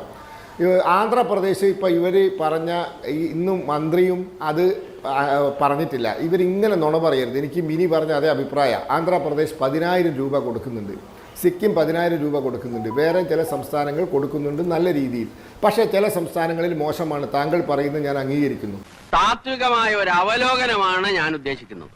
ഒന്ന്, വിഘടനവാദികളും പ്രതിക്രിയാവാദികളും പ്രഥമദൃഷ്ട്യ അകൽച്ചയിലായിരുന്നെങ്കിലും അവർക്കിടയിലുള്ള അന്തർധാര സജീവമായിരുന്നു എന്ന് വേണം കരുതാൻ. അത് വർദ്ധിപ്പിക്കണം. അത് വർദ്ധിപ്പിച്ചിട്ട് എല്ലാ സംസ്ഥാനത്തും ഒരേപോലെ കൊടുക്കാൻ സാധ്യമല്ല. കാരണം ഓരോ സംസ്ഥാനത്തെ ജീവിത വില സൂചികയ്ക്കനുസരിച്ചിട്ടാണ് എല്ലാ കാര്യങ്ങളും നിശ്ചയിക്കുന്നത്. തൊഴിലുറപ്പ് പദ്ധതിക്ക് വരെ കേരളമല്ല ഒന്നാം സ്ഥാനത്ത്, ഹരിയാനയാണ് ഒന്നാം സ്ഥാനത്ത്. ഹരിയാനയിലാണ് ഏറ്റവും കൂടുതൽ തൊഴിലുറപ്പ് വേതനം കൊടുക്കുന്ന സംസ്ഥാനം. അവിടുത്തെ ജീവിത വില സൂചികയാണ് ഇന്ത്യയിൽ ഏറ്റവും കൂടുതൽ വലുത് എന്ന് പറയുന്നത്. അപ്പോൾ ഇത് ഓരോ സംസ്ഥാനത്തിൻ്റെയും ജീവിത വില സൂചിക അനുസരിച്ച് നമുക്ക് പരിഷ്കരിക്കണം. ഇത് കൂടുതൽ കൊടുക്കണം, പെൻഷൻ ആനുകൂല്യങ്ങൾ കൊടുക്കണം, അവർക്ക് റിട്ടയർമെൻറ്റ് സമയത്ത് ഒരു ബെനിഫിറ്റ് കൊടുക്കണം, ഇതൊക്കെ നടക്കണം. പക്ഷേ ഇത് സംസ്ഥാനവും കേന്ദ്രവും കൂടി, അതായത് സംസ്ഥാനമെന്ന് ഉദ്ദേശിച്ച കേരളം മാത്രമല്ല, ഇന്ത്യയിലെ എല്ലാ സംസ്ഥാനങ്ങളും. കാരണം എന്താ അറിയോ, ഇതിൻ്റെ 60% അവർ 40% അവർ കൊടുക്കേണ്ടി വരും. കേന്ദ്ര സർക്കാർ അങ്ങോട്ട് കുത്തനെ കൂട്ടിയാൽ അതിൻ്റെ 40 ഇവർ കൊടുക്കേണ്ടി വരും. അപ്പോൾ അതുകൊണ്ട് ഈ കേന്ദ്രത്തിന്റെ 2000 എന്ന് പറയുന്നത് അത് ഈ കേന്ദ്രത്തിന്റെ 60% മൊത്തം മാത്രമല്ല, NHM-ന്റെ മൊത്തം ഫണ്ട് അലോക്കേഷനാണ് ഈ 60-40 എന്ന അനുപാതത്തിൽ വരുന്നത്. പക്ഷെ ഞാൻ ചോദിക്കുന്നത് ഇപ്പൊ ബേസിക് കൺസെപ്റ്റ് തന്നെ, കേന്ദ്ര സർക്കാരിന് ആശാ പദ്ധതിയെ കുറിച്ചുള്ള നിലപാട് എന്താണ്? മുമ്പും ഇപ്പോഴും ആശാ വർക്കേഴ്സ് എന്ന് പറയുന്നത് കമ്മ്യൂണിറ്റി ഹെൽത്ത് വോളണ്ടിയേഴ്സ് ആണ് and entitled to task activity based incentives. അപ്പോൾ ഓരോ ടാസ്കിന് ഓരോ ഉത്തരവാദിത്വം അനുസരിച്ചുള്ള ഇൻസെൻറ്റീവ് കൊടുക്കേണ്ട വോളണ്ടിയേഴ്സ് ആണ് എന്നുള്ളതാണ് ആശാ വർക്കർമാരെ കുറിച്ചുള്ള സങ്കല്പം അല്ലെങ്കിൽ കൺസെപ്റ്റ്. ഇപ്പോൾ ഇവിടെ തൊഴിലാളി സംഘടനകൾ ആവശ്യപ്പെടുന്നത് എന്താ? മിനിമം വേജ് എന്ന് പറയുമ്പോൾ അവർ തൊഴിലാളികളായി പരിഗണിക്കണം. തൊഴിലാളികളായി പരിഗണിച്ചുകൊണ്ട് തൊഴിലാളികൾക്ക് കൊടുക്കേണ്ട മിനിമം വേജ്, റിട്ടയർമെന്റ് ആനുകൂല്യങ്ങൾ, പ്രസവാവധി, ഗ്രാറ്റുവിറ്റി, ഇങ്ങനെയുള്ള കാര്യങ്ങൾ വേണം. അതായത് ഒരു തൊഴിൽ സമൂഹമായി ആശമാരെ പരിഗണിക്കണം എന്നുള്ളതാണ് പ്രശ്നം. അങ്ങനെ ഒരു തൊഴിൽ സമൂഹമായി പരിഗണിക്കുന്നുണ്ടോ ഇല്ലയോ എന്നുള്ളതാണ് ചോദ്യം. എന്റെ കാര്യം അച്ഛൻ വിട്ടേക്ക്. അച്ഛാ, ഈ രാഷ്ട്രീയ പ്രവർത്തനം ഇപ്പൊ പഴയതുപോലെ ജയിലിൽ കിടക്കലും സ്വാതന്ത്ര്യം വാങ്ങലൊന്നും അല്ല. പിന്നെ ഞങ്ങൾക്ക് ഇപ്പൊ അധികാരം കയ്യിലുള്ളതുകൊണ്ട് ഒരു പ്രശ്നമില്ല. അച്ഛനെ മനസ്സിലായില്ലേ? അല്ല, അങ്ങനെ പരിഗണിക്കാൻ കേന്ദ്രവും സംസ്ഥാനവും തയ്യാറാവണം. ഒരു കൂട്ടർ മാത്രം തയ്യാറായിട്ട് കാര്യമല്ല. അഭിലാഷിന് ഓർമ്മയുണ്ടാവും, ഈ ED പോസ്റ്റ് ഓഫീസ് ഉണ്ടായിരുന്നു.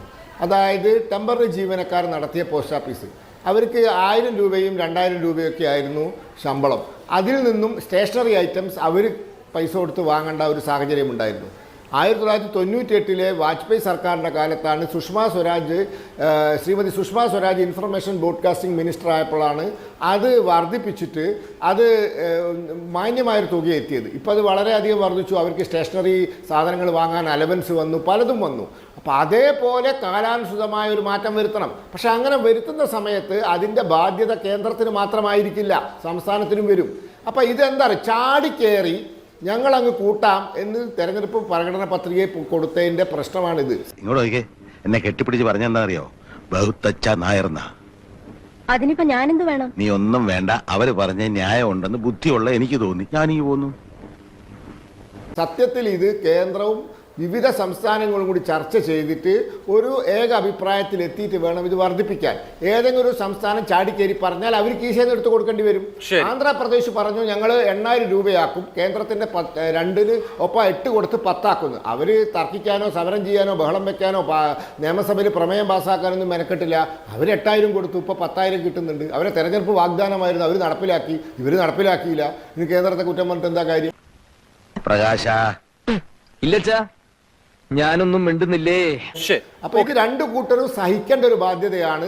60-40 തോതിൽ അത് 2 കൂട്ടരും തയ്യാറാവണം. ശരി, അല്ല അത് ഓക്കെ. ഇവിടെ ശ്രീ VPP മുസ്തഫ, ഈ സമരത്തെക്കുറിച്ച് ഒരുപാട് അപവാദങ്ങൾ CPM നേതാക്കൾ, CITU നേതാക്കൾ ദൈനംദിനം എന്ന നിലയിൽ പറയുന്നുണ്ട്. ഇന്നിപ്പോ CITUവിന്റെ ദേശീയ സെക്രട്ടറി AR സിന്ധുവിന്റെ ലേഖനം ദേശാഭിമാനി ദിനപത്രത്തിൽ തന്നെയുണ്ട്. വിവിധ സംസ്ഥാനങ്ങളിൽ CITU അതാത് സംസ്ഥാനങ്ങൾ നടത്തിയ സമരങ്ങളെക്കുറിച്ച് പറയുന്നുണ്ട്. എന്താണ് ആവശ്യം?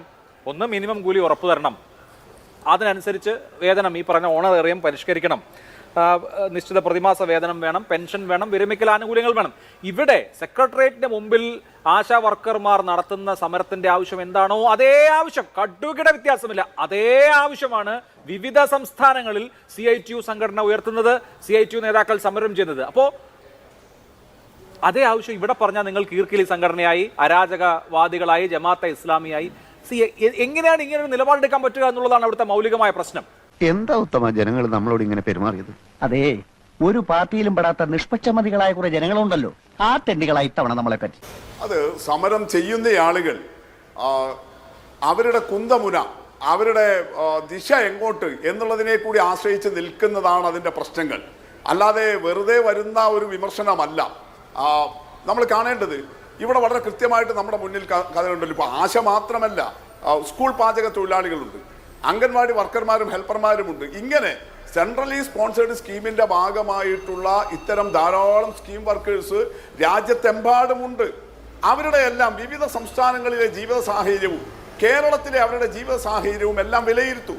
ഇവിടെ തൊഴിലുറപ്പ് പദ്ധതി ഉൾപ്പെടെ പരാമർശിച്ചല്ലോ. ഇന്ത്യയിൽ നേരത്തെ അദ്ദേഹം പറഞ്ഞതുപോലെ, BJP പ്രതിനിധി പറഞ്ഞതുപോലെ, കേരളത്തിലെ തൊഴിലുറപ്പ് കൂലി എത്രയാണ്?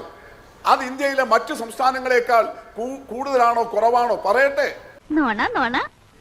പിന്നെ നിന്നോട് നുണ പറഞ്ഞിട്ട് വേണമല്ലോ എനിക്ക്. കേരളത്തിൽ അങ്ങനെ ഒരു വില സൂചികയില്ലേ? അതുകൊണ്ടല്ലേ ഇത്രയും വലിയ കൂലി കേരളത്തിലെ തൊഴിലുറപ്പ് പദ്ധതിയിൽ കിട്ടാൻ വേണ്ടി കഴിയുന്നത്. നിങ്ങൾ കാണേണ്ടത് ആശമാരിൽ തന്നെ ഇപ്പോൾ ഉള്ള 26,000-ഓളം ആശമാരിൽ 1,400-ഓളം പേർ നിലവിൽ ആശമാരുടെ വേതനം പറ്റുന്നതോടൊപ്പം തന്നെ അവർ തൊഴിലുറപ്പ് പദ്ധതിയിൽ രജിസ്റ്റർ ചെയ്ത് അതിലും പണിയെടുത്തുകൊണ്ടിരിക്കുന്നുണ്ട്. ഇങ്ങനെയെല്ലാം ഉണ്ട്. ഒരു കാര്യത്തിൽ ഞങ്ങൾക്ക് യാതൊരു തർക്കവുമില്ല. ഈ സ്കീം വർക്കേഴ്സിൻ്റെതെല്ലാം സ്കൂൾ പാചക തൊഴിലാളികൾ, അംഗൻവാടി വർക്കർമാർ, ഹെൽപ്പർമാർ, ആശമാർ എല്ലാവരുടെയും വേതനം കേരളത്തിലെ ജീവിതത്തിന്റെ അന്തസ്സിനനുസരിച്ച് ഉയർത്താൻ വേണ്ടി കഴിയണം.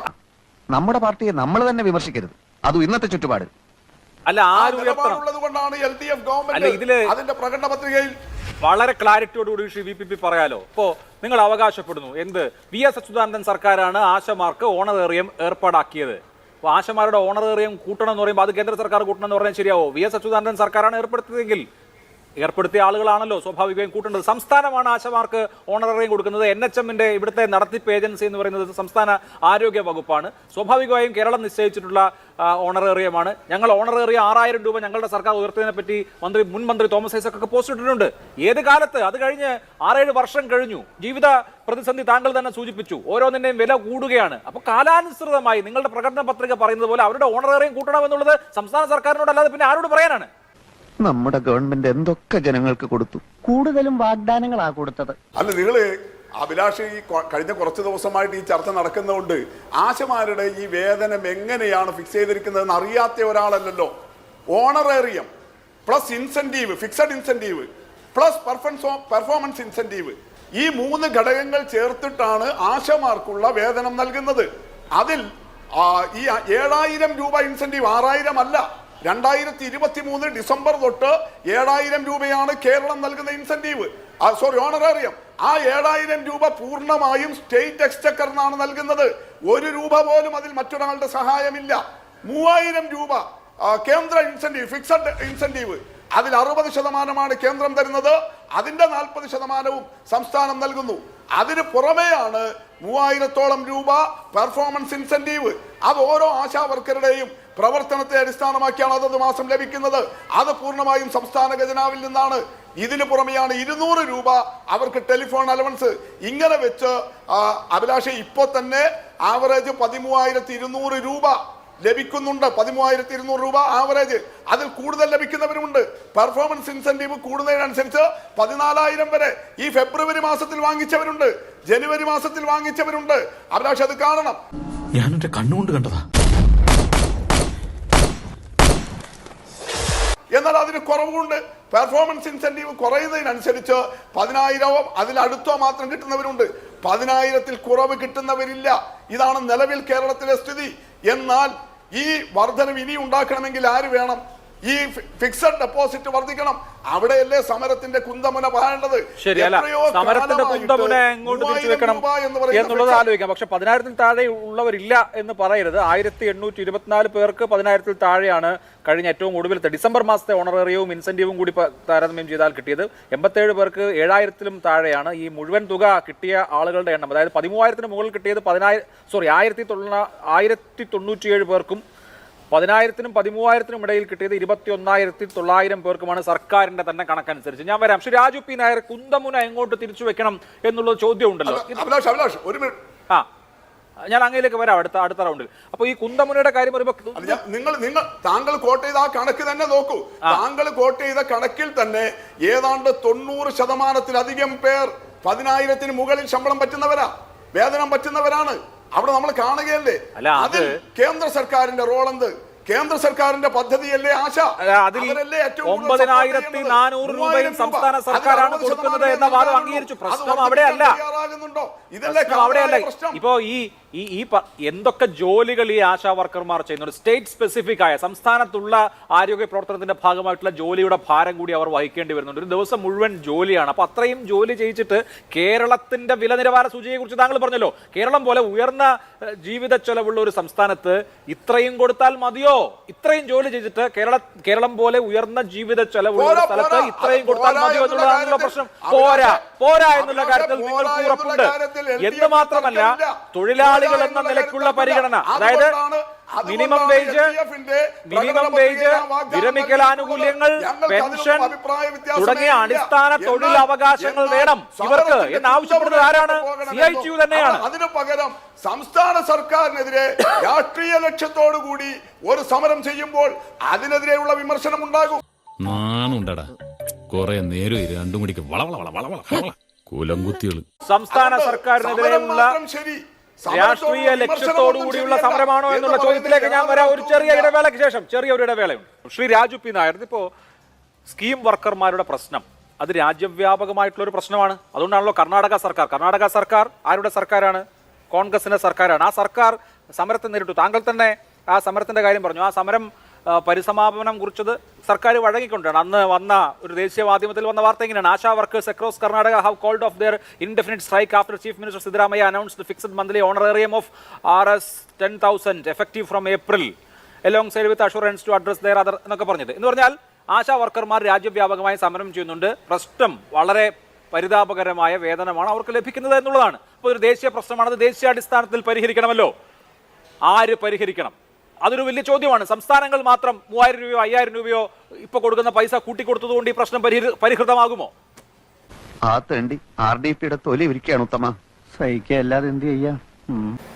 ഒരിക്കലും ഇല്ല അഭിലാഷ്. അതിനകത്ത് കേന്ദ്ര സർക്കാരും കാലോചിതമായിട്ടുള്ള അതിൻ്റെ പരിഷ്കരണം വരുത്തണം എന്നുള്ള കാര്യത്തിൽ യാതൊരു തർക്കവും ഇല്ല.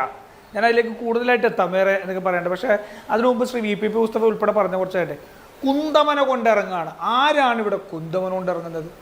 ഈ പാവപ്പെട്ട ആശാ വർക്കർമാർ അവിടെ പിരിവെടുത്ത് ഒരു സമര പന്തൽ പോലും മര്യാദക്ക് ഉണ്ടാക്കാൻ കഴിയാതെ 7,000 രൂപ കിട്ടുന്നവർക്ക് ആ പൈസയെങ്കിലും സമയത്ത് തരണം എന്ന് പറഞ്ഞ് സമരം തുടങ്ങിയവർ ഏത് കുന്തമുനയായിട്ട് ഇറങ്ങിയേക്കുന്നത്? ഇവരുടെയൊക്കെ പ്രശ്നം ഹിറ്റ്ലറുടെ പ്രേതം വന്ന് പിടികൂടിയിരിക്കുന്ന ആരെങ്കിലും ഈ സർക്കാരിനെതിരെ എന്തെങ്കിലും ഒരു വിമർശനം ഉന്നയിച്ചാൽ അപ്പോൾ തന്നെ തങ്ങളെ അട്ടിമറിക്കാൻ പോകുന്നേ എന്ന് നിലവിളിക്കുന്ന ഒരു സർക്കാരായിട്ട് മാറി. ഇടതുപക്ഷം എന്നാണ് വിളിക്കുന്നത്. 5 വർഷക്കാലമായി ഈ രാജ്യത്ത് ഒരു ഭരണകൂടം ഉണ്ടായിരുന്നോ? ഇവിടെ ഒരു സർക്കാർ ഉണ്ടായിരുന്നോ? ഇവിടെ ഒരു മുഖ്യമന്ത്രി ഉണ്ടായിരുന്നോ എന്ന് ചോദിക്കാൻ ഞാൻ ആഗ്രഹിക്കുകയാണ്. 99 സീറ്റുള്ള പിണറായി വിജയൻ പറയുന്നതിനപ്പുറം ഒരക്ഷരം മിണ്ടാൻ കഴിയാത്ത ഒരു പാർട്ടിയുമായിട്ടുള്ള നേതാവ് ഇനി ആരെ പേടിച്ചിട്ടാണ് ഇത്രമാത്രം സർക്കാരിനെ അട്ടിമറിക്കാൻ പോകുന്നു പേടിക്കുന്നത്? ഒന്ന് ആലോചിച്ച് നോക്കിയേ. രണ്ടാമത്തെ കാര്യം, അദ്ദേഹം പറഞ്ഞത് നിലവിൽ ഒടുക്കുന്ന പൈസ, ആ പൈസ കൊടുക്കാൻ വേണ്ടിയാണ് ശ്രമിച്ചുകൊണ്ടിരിക്കുന്നത്. നിങ്ങൾ എന്തേ KV തോമസിന് നിലവിൽ കൊടുക്കുന്ന പൈസ മാത്രം കൊടുത്താൽ മതി എന്ന് തീരുമാനിക്കാഞ്ഞത്? മാമച്ചനിത് എവിടുന്ന് കിട്ടിയതാ? വിവരാവകാശം. എന്റെ PSCക്ക് നിലവിൽ കൊടുക്കുന്ന പൈസ മാത്രം കൊടുത്താൽ മതി എന്ന് തീരുമാനിക്കാഞ്ഞത്? എന്റെ ഗവൺമെന്റ് ലീഡർമാർക്ക് നിലവിൽ കൊടുക്കുന്ന പൈസ മാത്രം കൊടുത്താൽ മതി എന്ന് തീരുമാനിക്കാഞ്ഞത്? അപ്പൊ നിങ്ങൾക്ക് അത് മാറ്റണം അല്ലേ? അത് മാറ്റണം. നിലവിൽ കൊടുക്കുന്ന പൈസ ഒന്ന് മാറ്റി കൂട്ടി കൊടുക്കണം അല്ലെ? ആശാ വർക്കർമാർക്ക് കൂട്ടിക്കൊടുക്കാൻ കഴിയില്ല. എന്താ ഇതിന്റെ പ്രശ്നം? നോക്കൂ, ഞാൻ ചോദിക്കട്ടെ അഭിലാഷ്, ഇതിനകത്തൊരു സാമ്പത്തിക ശാസ്ത്രം കൂടിയുണ്ട്. ഈ ഗവൺമെന്റ് ലീഡർമാർക്കും KV തോമസിനും അതുപോലെ തന്നെ PSC ഇവർക്കെല്ലാം കൊടുക്കുന്ന കൂടുതലുള്ള പൈസ ഉണ്ടല്ലോ, ആ പൈസയെല്ലാം പെട്ടിക്കകത്ത് വെച്ച് പൂട്ടാനുള്ള പൈസയാണ്, അതല്ലെങ്കിൽ ബാങ്കിനകത്ത് വെക്കാനുള്ള അവരുടെ FD ആക്കാനുള്ള പൈസയാണ്. ഈ പാവപ്പെട്ട മനുഷ്യർക്ക് 7,000 മാസം ഓണറേറിയം കിട്ടുന്നവരുണ്ടല്ലോ, ആ പൈസ കിട്ടിയാൽ അവർക്ക് വിപണിയിൽ ചെലവാക്കാനുള്ള പൈസയാണ്. വിപണിയിൽ ആ പൈസ ചെലവാക്കി കഴിഞ്ഞാൽ അതിൽ ടാക്സിനകത്തൊരു ആവറേജ് 15% ഈ സർക്കാരിലേക്ക് തിരിച്ചു വരും. അതിനൊരു സാമ്പത്തിക ശാസ്ത്രം കൂടിയുണ്ട്. ആ സാമ്പത്തിക ശാസ്ത്രം അടിസ്ഥാനപരമായിട്ട് എക്കണോമിയെ ശക്തിപ്പെടുത്തുന്നതാണ്. അത് മനസ്സിലാക്കുന്ന സോഷ്യലിസ്റ്റ് ഗവൺമെന്റുകൾ ആ ഗവൺമെന്റുകൾ ക്ഷേമ പ്രവർത്തനങ്ങൾക്ക് കൂടുതൽ മുൻഗണന കൊടുക്കും. ആ ക്ഷേമ പ്രവർത്തനങ്ങൾക്ക് മുൻഗണന കൊടുക്കുമെന്നതിന്റെ ഉദാഹരണമാണ് കർണാടകയിൽ സാമ്പത്തികമായിട്ട് ഞെരുക്കാൻ കേന്ദ്ര സർക്കാർ ശ്രമിക്കുക പോലും. അവർക്കുണ്ടല്ലോ പരാതി, അവരും നടത്തുന്നുണ്ടല്ലോ സമരം. അവരപ്പോൾ പോലും ഏറ്റവും അടിസ്ഥാന വർഗത്തിലുള്ള പണം കൂടുതൽ കൊടുക്കുന്നത് കൊണ്ട് നഷ്ടമില്ല, അല്ലെങ്കിൽ അതുകൊണ്ട് സമ്പദ് വ്യവസ്ഥ തകരില്ല എന്ന് ബോധ്യമുള്ളത് കൊണ്ടാണ് നെഹ്റുവിയൻ സോഷ്യലിസ്റ്റ് അടിസ്ഥാനത്തിൽ ഈ വിഷയത്തെ സമീപിക്കുന്നത്. ഇവിടെ കഴിഞ്ഞ ദിവസം വിവാദമായ ലേഖനത്തിൽ ശ്രീ ശശി തരൂർ പറഞ്ഞ പോലെ ഇവര് സമ്പദ് വ്യവസ്ഥയുടെ സോഷ്യലിസം ഒക്കെ വിട്ട് കുത്തകവൽക്കരണത്തിന്റെ ഇതിനകത്തേക്ക് പോയി. നിങ്ങളെന്താ ഒരുമാതിരി കള്ളന്മാരെ ചോദ്യം ചെയ്യുന്ന പോലെ? ഞാൻ പറഞ്ഞല്ലോ, എനിക്ക് വേണ്ടി നിങ്ങൾ ഒരു 10 മിനിറ്റ് ബുദ്ധിമുട്ടണമെന്ന്. പ്ലീസ്. ഇവർ ക്യാപിറ്റലിസത്തിന്റെ വക്താക്കളായി. അതുകൊണ്ടാണ് KV തോമസിന് ഈ യാത്രാബത്ത കുറയുന്നതും അല്ലെങ്കിൽ മറ്റുള്ളവരുടെ ഇത് വർദ്ധിപ്പിക്കേണ്ടതും ആശാ വർക്കർമാർക്ക് കൊടുക്കേണ്ടതിനേക്കാൾ കൂടുതൽ ആവശ്യമുള്ളതാണ് എന്നിവർ ചിന്തിച്ചു പോകുന്നത്. സോഷ്യലിസ്റ്റ് രാഷ്ട്രീയത്തിൽ നിന്നും ഇടത് രാഷ്ട്രീയത്തിൽ നിന്ന് ഇവർ മാറിയ ഇത് കേവലം ഒരു സർക്കാരിന്റെ പ്രശ്നം മാത്രമല്ല, അടിസ്ഥാനപരമായിട്ട് ഇവരുടെ രാഷ്ട്രീയം ഇല്ലാതാവുന്നതിന്റെ പ്രശ്നവും കൂടിയാണ്. ആ പ്രശ്നം ഒന്ന് അതായിട്ട് നിൽക്കുമ്പോൾ തന്നെ സംഘടനാ സംവിധാനത്തിന് പുറത്തു നിൽക്കുന്നവരെ അപമാനിക്കാൻ ഞാൻ നോക്കട്ടെ എന്തൊക്കെയാണ് ഇവർ വിളിക്കുന്നത്. ഞാൻ കുറെ ദിവസമായിട്ട് കാത്തിരിക്കുക, ഇതെന്താ വരാത്തേ എന്ന് പറഞ്ഞ് കാത്തിരിക്കുകയായിരുന്നു. കഴിഞ്ഞ ദിവസം MV ഗോവിന്ദൻ വന്നു പറഞ്ഞു ഇവർ മതതീവ്രവാദികളാണ്. ഒന്ന് ആലോചിച്ച് നോക്കൂ, SDP-യും ജമാഅത്തെ ഇസ്ലാമിയുടെയും മതതീവ്രവാദികളാണ് ഈ സമരം നടത്തുന്നത് വരെ പറയേണ്ട സാഹചര്യത്തേക്ക് ഈ സർക്കാർ എങ്ങനെ എത്തുന്നത്? എന്താണ് നിങ്ങൾക്ക് ഇവരെ കീടങ്ങളായിട്ട് പരിഗണിക്കേണ്ടി വരുന്നത്? എന്താ ഇവരെ കുറ്റിച്ചൂലുകളാകുന്നത്? എന്തുകൊണ്ടാണ് നിങ്ങൾ പാട്ട പിരിച്ച് രാഷ്ട്രീയ പ്രവർത്തനം നടത്തുന്നവർ ഇവർ സമരത്തിനു വേണ്ടി എവിടെയെങ്കിലും ഒരു ധനസമാഹരണം നടത്തിയാൽ അതൊക്കെ ഇവർ വലിയ അജണ്ടയുടെ ഭാഗമായിട്ട് മാറുന്നത് എങ്ങനെയാ? നിങ്ങൾക്ക് എങ്ങനെയാണ് ഇങ്ങനെ മാറാൻ കഴിയുന്നത്? ബഹുമാനപ്പെട്ട ശ്രീ VPP മുസ്തഫ ഈ സാധാരണക്കാരുടെ പ്രശ്നത്തോടൊപ്പം ചേർന്ന് നിന്ന് അവരുടെ പ്രശ്നങ്ങൾ പരിഹരിച്ച് ആ പാവപ്പെട്ട മനുഷ്യരുടെ വിയർപ്പിന് മേൽ കെട്ടിപ്പൊക്കിയ കേരള മോഡൽ അല്ലേ? നിങ്ങൾ തെലങ്കാനയും കർണാടകയും മറ്റ് സംസ്ഥാനങ്ങൾ കുറവ് കൊടുക്കുന്നതിനെ കുറിച്ചല്ല പറയുന്നത്. നിങ്ങൾ കൂടുതൽ കൊടുത്ത് കേരള മോഡലാവൂ. നിങ്ങൾ 10,000 പകരം 15,000 കൊടുക്കുമ്പോൾ അപ്പുറത്ത് തമിഴ്നാടിനും കർണാടകയ്ക്കും തെലങ്കാനയ്ക്കും ഉൾപ്പെടെ മറ്റ് സംസ്ഥാനങ്ങൾക്ക് മേൽ സമ്മർദ്ദം വരട്ടെ. അടിസ്ഥാന വർഗ വിപത്ത് ഇതിനു വേണ്ടിയിട്ട് അവരുടെ ഉന്നമനത്തിന് വേണ്ടി നമുക്ക് അങ്ങനെ ഒന്ന് കേരള മോഡൽ പ്രവർത്തിച്ചാൽ എന്താ? ആ പ്രവർത്തനവും ആ കേരള മോഡലൊന്നും വേണ്ടല്ലേ? നിങ്ങൾക്കപ്പോൾ നിങ്ങളുടെ തെറ്റുകളെ ന്യായീകരിക്കാൻ, നിങ്ങളുടെ പോരായ്മകളെ ന്യായീകരിക്കാൻ നിങ്ങൾക്ക് മറ്റു സംസ്ഥാനങ്ങളെ നോക്കി അതിൽ നിന്ന് രക്ഷപ്പെടാൻ വേണം. അപ്പം കേരള മോഡൽ വേണ്ട. ഈ പാവപ്പെട്ട സ്ത്രീകൾ പണിയെടുത്ത് ഗർഭകാല പരിചരണം വരെ നടത്തി ശിശുമരണ നിരക്ക് വരെ കുറച്ച് കേരളത്തിൽ ആരോഗ്യരംഗത്ത് വലിയ മാറ്റങ്ങൾ സൃഷ്ടിച്ചവരെ നിങ്ങൾക്കപ്പോൾ തീവ്രവാദികളായി കുത്തുകുത്തി നിങ്ങൾക്ക് മറ്റുള്ള സംസ്ഥാനങ്ങളുടെ കണക്ക് പറഞ്ഞ് നിങ്ങൾക്ക് അതിൽ നിന്ന് രക്ഷപ്പെടണം. അപ്പോ കേരള മോഡൽ വേണ്ട. ശരി, അതാണ് കോൺഗ്രസ് ഉയർത്തുന്ന വിമർശനം. ഇന്നലെ VD സതീശൻ തന്നെ കേരളം ഭരിക്കുന്നത് ഒരു തീവ്ര വലതുപക്ഷ സർക്കാരാണ് എന്ന ആരോപണം ഉന്നയിച്ചു. വോട്ട് ചെയ്ത് ജയിപ്പിച്ച ജനങ്ങൾ പാഠം പഠിക്കുമെന്ന് പ്രതിപക്ഷ നേതാവ്. അതിനൊക്കെ ശ്രീ VPP മുസ്തഫ മറുപടി പറയും. അതിനു മുമ്പ് ശ്രീമതി മിന്നി, ഇപ്പോ ഒരു ആശാ വർക്കറെ സംബന്ധിച്ച് കേരള ഗവൺമെന്റിന്റെ ഓണറേറിയമായിട്ടുള്ള 7,000 രൂപ പ്ലസ് കേന്ദ്ര സർക്കാർ കൂടുതൽ തുക നിർവഹിക്കുന്ന ഈ fixed incentive plus variable incentive telephone അലവൻസിലാണ് കൂടെ കൂട്ടിയാൽ 13,200 രൂപ കിട്ടും. അതിൽ ഈ 13,200-ൽ 9,400 രൂപ കേരള സംസ്ഥാനമാണ് നൽകുന്നത് മൊത്തം കണക്കെടുത്താൽ. അപ്പോൾ അത്ര സാമ്പത്തിക ഭാരം ഒരു ആശാ വർക്കർക്ക് മുഴുവൻ പേ ചെയ്യുമ്പോൾ സർക്കാരിന് വരുന്നുണ്ട്. അത് ന്യായമായും കൊടുക്കേണ്ടത് തന്നെയാണ്. പക്ഷേ അവിടെ കേന്ദ്ര സർക്കാരിനെ സംബന്ധിച്ച് ഇന്നിപ്പോൾ കേന്ദ്ര സർക്കാർ ഒരു പ്രസ് റിലീസൊക്കെ ഇറക്കിയിട്ടുണ്ട്. ഞങ്ങൾ NHMന്റെ ഭാഗമായി ഇത്ര തുക റിലീസ് ചെയ്തു തുടങ്ങിയ കാര്യങ്ങളൊക്കെ. ഇത് ശരിക്ക് സംസ്ഥാന തലത്തിൽ പരിഹരിക്കേണ്ട വിഷയമാണോ ദേശീയ തലത്തിൽ പരിഹരിക്കേണ്ട വിഷയമാണോ? ദേശീയ തലത്തിൽ നിരവധി സമരങ്ങൾ നിങ്ങളുടെ യൂണിയൻ അടക്കം പങ്കെടുത്ത് നടന്നിട്ടുണ്ട് ഈ അടുത്ത കാലത്ത്. ഇത് സംസ്ഥാനവും കേന്ദ്രവും പരിഹരിക്കേണ്ട വിഷയം തന്നെയാണ്. ഇവിടെ വിഷയം എന്ന് പറയുന്നത് സമരത്തിൻ്റെ കുന്തമുന എന്തുകൊണ്ട് സംസ്ഥാന സർക്കാരിൻ്റെ നേരെ ഇരിക്കുന്നു എന്നത് വളരെ പ്രധാനമാണ്. 7,000 രൂപ ഓണറേറിയമാണ് സംസ്ഥാന സർക്കാർ തരുന്നത്. 2,000 രൂപ ഫിക്സഡ് ഇൻസെൻറ്റീവ് തരുന്നത് കേന്ദ്ര ഗവൺമെൻറ്റാണ്. വേരിയബിൾ ഇൻസെൻറ്റീവ് തരുന്നത് കേന്ദ്ര ഗവൺമെൻറ്റാണ്. അപ്പോൾ 7 × 2 9 പ്ലസ് അപ്പോൾ എങ്ങനെയാണ് അതൊരു 13,200 രൂപയാവുന്നത്? അപ്പോൾ തെറ്റായ വ്യാഖ്യാനമാണ് അവിടെ വന്നിരിക്കുന്നത്. കണക്കുകൾ വലിയ പശകുണ്ട്. ഇനി 7,000 രൂപയ്ക്ക് മാനദണ്ഡമുണ്ട്. എനിക്ക് പറയാനുള്ളത് ഇത് മനസ്സിലാക്കിയെടുക്കാൻ ഇച്ചിരി ബുദ്ധിമുട്ടാണ്. കാരണം നമ്മൾ സാധാരണ കേൾക്കുന്ന ഒരു ശമ്പള പരിഷ്കരണത്തിൻ്റെയോ അല്ലെങ്കിലുള്ള ചില ഫോർമുലകളല്ല ഇവിടെ പ്രവർത്തിക്കുന്നത്. അതുകൊണ്ട് എനിക്ക് VPP മുസ്തഫയോട് പറയാനുള്ളത്, ഒരു കാര്യം ഞാൻ പറയട്ടെ. പറയൂ. നമ്മുടെ പാർട്ടിക്ക് അടിത്തറയില്ല. നിങ്ങളുടെ വാർഡിലെ ആശാവർക്കറെ വിളിച്ചിരുത്തിയിട്ട് അവർക്ക് ലഭിച്ചുകൊണ്ടിരിക്കുന്ന തുകയും അവർ ചെയ്യുന്ന ജോലിയും അവർക്ക് കിട്ടുന്ന വേതനം കൊണ്ട് അവർക്ക് ജീവിക്കാൻ പറ്റുന്നുണ്ടോ എന്ന് ഒന്ന് അന്വേഷിക്കുന്നത്, ഏറ്റവും ചുരുങ്ങിയത് ഈ കാലത്തൊക്കെ നിങ്ങളെ പരിചരിക്കുന്ന ആളുകളാണല്ലോ, ഒന്ന് ചോദിച്ചാൽ നിങ്ങൾക്ക് ഈ സർക്കാർ വിലാസമായി കിട്ടിക്കൊണ്ടിരിക്കുന്ന രേഖകളിൽ നിന്ന് വ്യത്യസ്തമായ ചില കണക്കുകൾ കിട്ടും. നിങ്ങൾ അതൊന്ന് പഠിക്കാൻ ശ്രമിക്കുക എന്നുള്ള വിനീതമായ അഭ്യർത്ഥനയാണുള്ളത്. അതുകൊണ്ട് സംസ്ഥാന സർക്കാരിന് വേണ്ടിയാണ് പണിയെടുക്കുന്നത്. സംസ്ഥാന സർക്കാരാണ് നിശ്ചയിക്കുന്നത്. ഈ സംസ്ഥാനത്താണ് ജീവിക്കുന്നത്. ഈ കിട്ടുന്ന മുഴുവൻ തുകയും ഈ സംസ്ഥാനത്താണ് ചിലവഴിക്കുന്നത്. അതുകൊണ്ട് ഞങ്ങൾ തെരഞ്ഞെടുത്ത് വിട്ടിരിക്കുന്ന ഗവൺമെന്റിനോടാണ് ഞങ്ങൾക്ക് പറയാനുള്ളത്. മാമച്ചനിട്ടുള്ള വല്ല പണിയായിരിക്കും. ജോസിനിട്ടുള്ളതാണെന്ന് പറ. സാധാരണ മാമച്ചനിട്ട് വയ്ക്കുന്ന പണിയെല്ലാം അവന് തന്നെയുള്ള കിട്ടാറുള്ളത്. മറിച്ച് കേന്ദ്രത്തിൽ നിന്ന് വാങ്ങാനുണ്ടെങ്കിൽ തീർച്ചയായിട്ടും അതിന് ഞങ്ങൾ ആവശ്യപ്പെടാൻ തയ്യാറാണ്. ഞങ്ങളുടെ സമരപ്പന്തലിലേക്ക് കടന്നു വന്ന കേന്ദ്ര ഗവൺമെൻറ്റിൻ്റെ ഭാഗമായിട്ടുള്ള മുഴുവൻ ആളുകളോടും ഞങ്ങൾ മുൻകൂറായി പറഞ്ഞു, ഇവിടെ വന്ന് പിന്തുണ എന്ന് പറഞ്ഞാൽ നിങ്ങൾ കേന്ദ്ര സർക്കാരുമായി ആലോചിച്ചുകൊണ്ട് ഇത് കാലോചിതമായി പരിഷ്കരിക്കാൻ വേണ്ടുന്ന അടിയന്തര നടപടി കൈക്കൊള്ളാമെന്ന് ഇത് പറഞ്ഞുകൊണ്ട് തന്നെയാണ് ഞങ്ങൾ നിൽക്കുന്നത്. അല്ലാതെ വരുന്നവരൊക്കെ സ്വീകരിച്ചിരുത്തി വിടുക എന്നുള്ള നയമല്ല. പക്ഷേ നിങ്ങൾ ചെയ്യുന്നത് ഇത് കേരളത്തിലെ മാത്രമല്ല, ഇതൊരു ദേശീയ വിഷയമായി മാറിയിട്ടുണ്ട്. കേരളം നമ്പർ 1 ആണെന്ന് ഇങ്ങനെ ഓരോ മിനിറ്റിലും നിങ്ങളിങ്ങനെ പ്രഖ്യാപിച്ചുകൊണ്ടിരിക്കുമ്പോൾ അതിനെ വെല്ലുവിളിക്കുന്ന തരത്തിൽ രാജ്യമെമ്പാടും ഈ ശബ്ദം ഉയർന്നു കഴിഞ്ഞു. എല്ലാ സംസ്ഥാനത്തെ ആശാവർക്കർമാർ ഈ പ്രക്ഷോഭ രംഗത്തേക്ക് വരികയാണ്. അപ്പോൾ ഇതൊരു പുതിയൊരു കാഴ്ചയാണ് നിങ്ങൾ കണ്ടത്. നിങ്ങൾക്ക് എന്തുകൊണ്ടാണ് ഇത്ര അസഹിഷ്ണുത? നിങ്ങൾ എന്തൊക്കെ പറഞ്ഞു? നിങ്ങളുടെ ഏതെങ്കിലും ഒരു നേതാവ് തിരുത്താൻ പോയോ? ഇന്നലെയും പറഞ്ഞില്ല അശ്ലീലം, സ്ത്രീകളെക്കുറിച്ച് അശ്ലീലം. ഈ ഏറ്റവും ഒടുവിൽ അശ്ലീലം പറഞ്ഞ അദ്ദേഹത്തിൻ്റെ മകൾക്കെതിരെ ഉണ്ടായൊരു പരാമർശത്തിനെതിരെ കേരളം മുഴുവൻ പ്രതികരിച്ചതാണ്. അപ്പോൾ സ്ത്രീകളെ അശ്ലീലം പറഞ്ഞു ഓടിക്കുക, സ്ത്രീകളെ അസഭ്യം പറയുക. നിങ്ങൾ എന്ത് വനിതാ സംരക്ഷണമാണ് പറയുന്നത്? സ്ത്രീ സംരക്ഷണമാണ്. വനിതാ ജംഗ്ഷൻ നടന്നുകൊണ്ടിരിക്കുക, എല്ലാ പഞ്ചായത്ത് കേന്ദ്രീകരിച്ച് വനിതാ ജംഗ്ഷൻ. എന്തിനാണ് ഈ വനിതാ ജംഗ്ഷൻ? വനിതാ മതിൽ കെട്ടുന്നു. ആയിരക്കണക്കിന് സ്ത്രീകളെ പാതിരാത്രിയിൽ ഒന്നിച്ച് നടത്തിച്ചിട്ട് സ്ത്രീ സുരക്ഷയുള്ള നാടാണെന്ന് പറയുന്നു. നമ്മൾ എല്ലാ ദിവസവും കാണുക സ്ത്രീ സുരക്ഷ എങ്ങനെയാണെന്ന്. ചെറിയ കുട്ടികളടക്കം കൊല ചെയ്യപ്പെട്ടുകൊണ്ടിരിക്കുന്നൊരു നാടാണ്. മദ്യത്തിൻ്റെ മയക്കുമരുന്നിൻ്റെ കൂത്തരങ്ങാണ് നമ്മുടെ സംസ്ഥാനം എന്ന് പറയുന്നത്. ഇപ്പൊ അത് വേറെ ആരും ഉണ്ടാക്കി വെച്ചതുപോലെ നിങ്ങൾ വ്യാജമായിട്ട് അഭിനയിക്കും. അങ്ങനെയൊക്കെ പറയാൻ പോയി പറഞ്ഞതല്ലല്ലോ, പറയിപ്പിച്ചതല്ലേ. കുറെ നാളായി തുടങ്ങിയിട്ട്. ഞാൻ ഇതുവരെ നിന്നോട് ഇതൊന്നും പറഞ്ഞില്ലെന്നുള്ളതേ ഉള്ളൂ. നിങ്ങളിതൊക്കെ നിർത്തുക. നിങ്ങൾ വസ്തുതകൾ പറയാൻ പഠിക്കുക.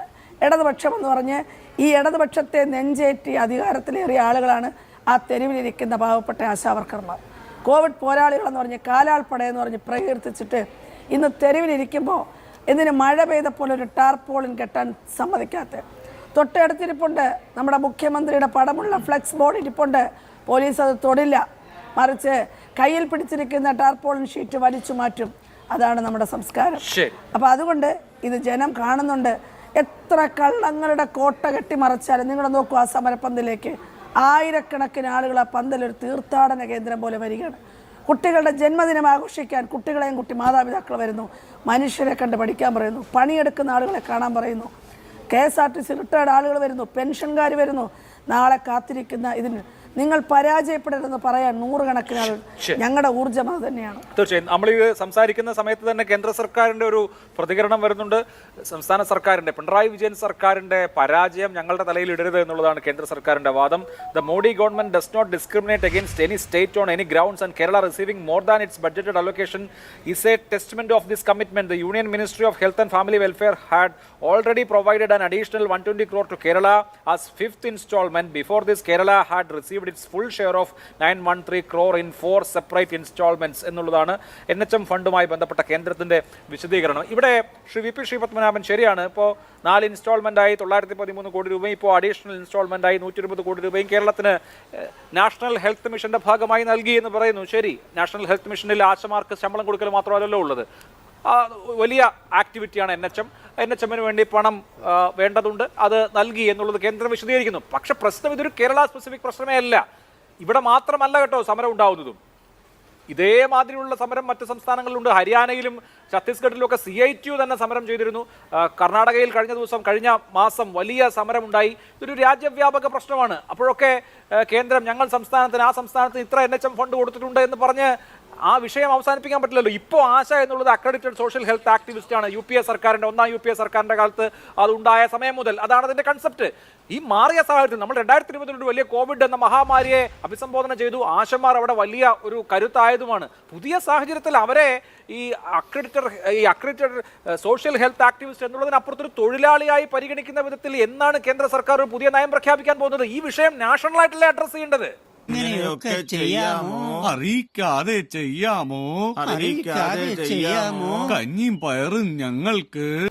തീർച്ചയായിട്ടും ഞാൻ പറഞ്ഞില്ലേ, ഇവരെ പഴയ രീതിയിൽ കണ്ടാൽ പോരാ. ഇവരെ പുതിയ സാഹചര്യത്തിൽ പുതിയ രീതിയിൽ കാണണം. പക്ഷെ ആ തീരുമാനം എടുക്കേണ്ടത് ആരാണ്? ഞാൻ നേരത്തെ ആ വാക്ക് പറഞ്ഞല്ലോ, അതായത് റിക്വയർമെൻറ്റ് പോസ്റ്റ് ബൈ സ്റ്റേറ്റ്. അത് ഡീൻ കുര്യാക്കോസിൻ്റെ ചോദ്യത്തിനും കുമാര നായിക്കിൻ്റെ ചോദ്യത്തിനും കൊടുത്ത ഉത്തരത്തിലുള്ള വാക്കാണത്. അതായത് ഇതെങ്ങനെ തീരുമാനിക്കുന്നതെന്നറിയോ?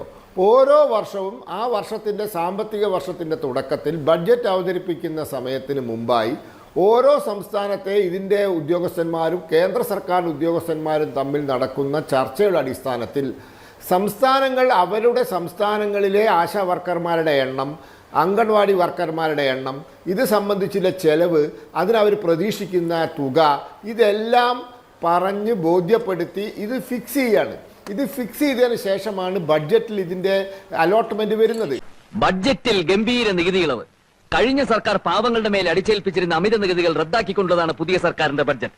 വിപ്ലവാത്മകമായ നികുതി ഇളവുകളാണ് പുതിയ സർക്കാർ പ്രഖ്യാപിച്ചിട്ടുള്ളത്. വൺസ് ബഡ്ജറ്റിൽ അലോട്ട്മെന്റ് വന്നു കഴിഞ്ഞാൽ പിന്നെ അത് ഇൻക്രീസ് ചെയ്ത് കിട്ടാൻ സാധാരണഗതിയിൽ പാടാണ്. പക്ഷേ ഇപ്പോൾ ആരോഗ്യ മേഖല ആയതുകൊണ്ട് എല്ലാവർക്കും കുറേശ്ശെ അധികം കൊടുത്തിട്ട് കേരളത്തിന് 120.45 കോടി രൂപ അധികം കൊടുത്തിട്ടുണ്ട്. പക്ഷേ അതൊന്നും പോരാ. നമ്മളെ സംബന്ധിച്ചിടത്തോളം ഇത് പരിപൂർണമായി പരിഷ്കരിക്കണം എന്നുള്ളത് തന്നെയാണ് സത്യം. പക്ഷേ അത് എങ്ങനെ തീരുമാനിക്കണം? പ്രീ ബഡ്ജറ്റ് ഡിസ്കഷനിൽ, അതായത് ബഡ്ജറ്റിന് മുമ്പുള്ള ചർച്ചയിൽ സംസ്ഥാനങ്ങളും കേന്ദ്രവും ഇരുന്ന് ഇതിൻ്റെ രൂപവും ഭാവവും മാറ്റാനുള്ള ചർച്ച അന്നേരമാണ് നടക്കേണ്ടത്. എന്ന് വെച്ചാൽ ഡിസംബർ ജനുവരി മാസങ്ങളിൽ നടക്കണം. ഫെബ്രുവരി 1 ബഡ്ജറ്റാണ്. അപ്പോൾ ആ സമയത്ത് ഇത് അവതരിപ്പിച്ച് ഇനി സംസ്ഥാനം ഇപ്പോൾ ഞങ്ങൾ വാഗ്ദാനം ചെയ്തിട്ടുണ്ട് ഇവർക്ക് വേതന വർധനവ് കൊടുക്കാമെന്ന്. ആ വിഷയം അവിടെ അവതരിപ്പിക്കാമല്ലോ. നിലവിൽ ഞങ്ങളുടെ സംസ്ഥാനത്ത് ഇത്ര രൂപ വെച്ച് കാര്യങ്ങൾ നടക്കില്ല, ആളുകൾക്ക് ജീവിത ചെലവ് കൂടുതലാണ് എന്ന് പറഞ്ഞ് ബോധ്യപ്പെടുത്തി അത് ഒറ്റയ്ക്കായിട്ടും കൂട്ടത്തോടും ചെയ്യാമല്ലോ. സത്യം ഞാൻ പറയാം, എനിക്കെല്ലാം അറിയാം. ഇവിടെ വെച്ചൊന്നും പറയണ്ട. വല്ലവരും കേട്ടാ പിന്നെ നമ്മൾ ജീവിച്ചിരുന്നിട്ട് കാര്യമുണ്ടോ? അത് ശരിയാ. ഇപ്പോൾ GST കൗൺസിലിൽ എല്ലാ തീരുമാനവും ഇന്നുവരെ ഐക്യകണ്ഠേനയല്ലേ? GST കൗൺസിലിൽ കേന്ദ്ര സംസ്ഥാന സർക്കാരുകൾ ഒറ്റക്കെട്ടായി നിന്ന് തീരുമാനം എടുക്കുന്നുണ്ടല്ലോ. ഈ നിമിഷം വരെ ഏതെങ്കിലും ഒരു തീരുമാനം ഭൂരിപക്ഷ വോട്ടിൻ്റെ അടിസ്ഥാനത്തിൽ എടുത്തിട്ടുണ്ടോ? BJP ഭരിക്കുന്ന സംസ്ഥാനത്തിലെ മന്ത്രിമാരും കോൺഗ്രസ് ഭരിക്കുന്ന സംസ്ഥാനത്തിലെ മന്ത്രിമാരും BJPയുമായി ഏറ്റവും കൂടുതൽ രാഷ്ട്രീയ വൈരാഗ്യം കാണിക്കുന്ന തൃണമൂൽ കോൺഗ്രസ് ഭരിക്കുന്ന സംസ്ഥാനത്തെ മന്ത്രിയും കമ്മ്യൂണിസ്റ്റുകാർ ഭരിക്കുന്ന കേരളത്തിലെ മന്ത്രി എല്ലാവരും ഇരുന്നിട്ടല്ലേ GSTയിൽ ഐക്യകണ്ഠേന തീരുമാനിക്കുന്നത്. അതുപോലെ നാഷണൽ ഹെൽത്ത് മിഷന്റെ കാര്യത്തിലും സംസ്ഥാനത്തിനും കേന്ദ്രത്തിനും ഒരുമിച്ചിരുന്ന് തീരുമാനിക്കണം. പക്ഷേ പ്രശ്നം ഇതിന്റെ പദ്ധതി വിഹിതം കൂട്ടുമ്പോൾ ഞാൻ നേരത്തെ പറഞ്ഞില്ല, 2 കൂട്ടർക്കും ബാധ്യത വരും. ചേർക്കോണം സ്വാമിയോട് വാശി വേണ്ട, നീ അങ്ങോട്ട് സമ്മതിച്ചേക്ക്. വെറുതെ ഭാര്യയും കുഞ്ഞുങ്ങളെ അനാഥരാക്കണേ എന്തിനാ? അത് താങ്ങാനുള്ള ശേഷി സംസ്ഥാനങ്ങൾക്ക് ഉണ്ടാവണം. അങ്ങനെ ഉയർത്തി കാലോചിതമായി പരിഷ്കരിക്കണം. കാരണം എന്താണ്, ഇത് നമ്മുടെ രാജ്യത്തിന്റെ ആരോഗ്യത്തിന്റെ പ്രശ്നമാണ്. വരും തലമുറയുടെ ആരോഗ്യമുള്ള ഭാരതം. ഫിക്സഡ് ഇൻസെന്റീവിനും വേരിയബിൾ ഇൻസെന്റീവിനും ആണല്ലോ ഇപ്പോൾ ഈ പറഞ്ഞ 60-40 അനുപാതം ഉള്ളത്. ബാക്കി ഇപ്പോൾ കർണാടക കൊടുക്കുന്നത്, കേരളം കൊടുക്കുന്നത്, കേരളത്തിന്റെ 7000 ഓണറേറിയം എന്ന് പറയുന്നത് കേരളം മാത്രം കൊടുക്കുന്നതാണ്. കർണാടക ഇപ്പോൾ പ്രഖ്യാപിച്ചിരിക്കുന്ന 10000 എന്ന് പറയുന്നത് ഈ ഇൻസെന്റീവ് കൂടാതെ അവർ മാത്രമായി കൊടുക്കുന്നതാണ്. അപ്പോൾ ഇപ്പോൾ തന്നെ സംസ്ഥാനങ്ങൾ അത്രയും ബേർഡൻ വഹിക്കുമ്പോൾ കേന്ദ്രം മൊത്തം സ്കീം ഈ 60-40 എന്നുള്ള നിലയിലായാൽ സംസ്ഥാനങ്ങൾ അത്ര വഹിച്ചാൽ പോരെ? അല്ല അഭിലാഷേ, കോവിഡ് വന്നപ്പോൾ വാക്സിൻ നമ്മുടെ അങ്കണവാടിയിൽ എത്തിച്ചു കൊടുത്തത്, നമ്മുടെ ആശുപത്രിയിൽ എത്തിച്ചു കൊടുത്തത്, അതായത് അത് കണ്ടെത്തി നിർമ്മിച്ച് അതിന് വിദേശ രാജ്യങ്ങളിൽ നിന്ന് നിർമ്മിച്ചതിന് അവിടെ പൈസ കൊടുത്ത് പാറ്റന്റ് വാങ്ങാൻ SSIക്ക് മുൻകൂട്ടി 3500 കോടി രൂപ കൊടുത്തത്, കോവാക്സിൻ ഉണ്ടാക്കിയ ഭാരത് ബയോടെക്കിന് മുൻകൂട്ടി 2500 കോടി രൂപ കൊടുത്തത്, അവരെയൊക്കെ പണം കൊടുത്ത് സഹായിച്ച് വാക്സിൻ നിർമ്മിക്കാൻ പ്രാപ്തരാക്കി. അത് നിർമ്മിച്ച വാക്സിൻ പണം കൊടുത്ത് വാങ്ങി വിമാനങ്ങളിൽ അതാത് സംസ്ഥാനങ്ങളിൽ എത്തിച്ചു കൊടുത്തത് കേന്ദ്രമല്ലേ? ഇതിൻ്റെ ഇൻഫ്രാസ്ട്രക്ചർ ഇല്ലേ? ശമ്പളം മാത്രം കൊടുക്കുന്ന ഒരു പണിയാണോ ഇത്?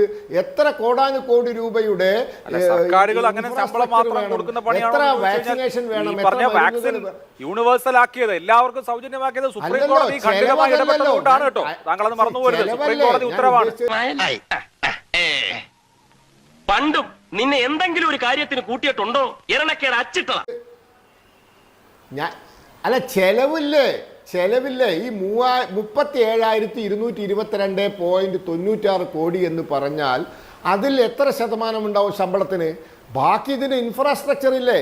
ഇതിന് ആശുപത്രികളിലേക്ക് ഉപകരണങ്ങൾ വാങ്ങാൻ പൈസ കൊടുക്കുന്നത് കേന്ദ്രം, മരുന്നുകൾ വാങ്ങാൻ പൈസ കൊടുക്കുന്നത് കേന്ദ്രം. അതായത് അതിൻ്റെയൊക്കെ 60%. ഞാൻ മുഴുവൻ കൊടുക്കുന്നു എന്ന് അവകാശപ്പെടുന്നില്ല.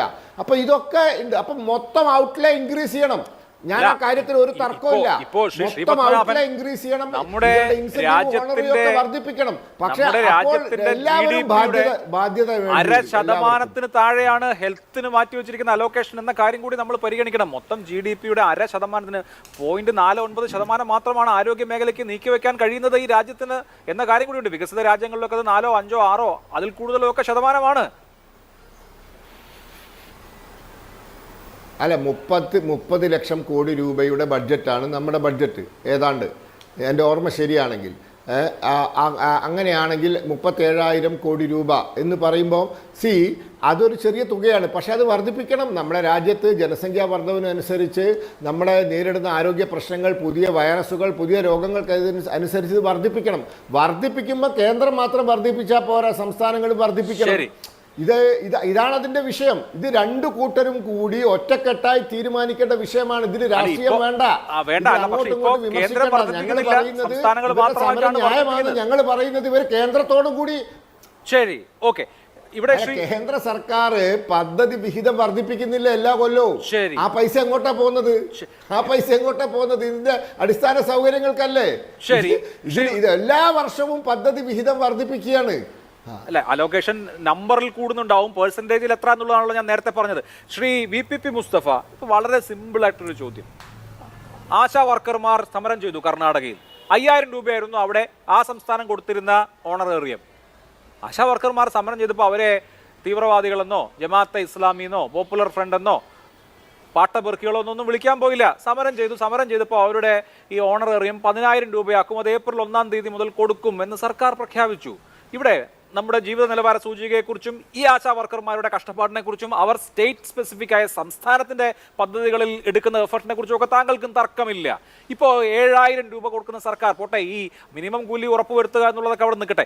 7000 കൊടുക്കുന്ന ഓണറേറിയം ഞങ്ങൾ ഇനി മുതൽ 12000 ആക്കുമെന്നെങ്കിലും പ്രഖ്യാപിക്കാമല്ലോ. ഒരുപാട് പേരൊന്നുമില്ലല്ലോ. 26,448 ആശാ വർക്കർമാരാണ് ഈ രാജ്യത്തുള്ളത്, ഈ സംസ്ഥാനത്തുള്ളത്. ആഗ്രഹം കൊള്ളാം.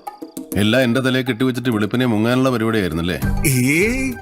ഞാൻ അളിയനൊന്ന് ഏപ്രിൽ ഫുൾ ആക്കിയതല്ലേ? ആയില്ല, ഈ സെപ്റ്റംബറിലോ?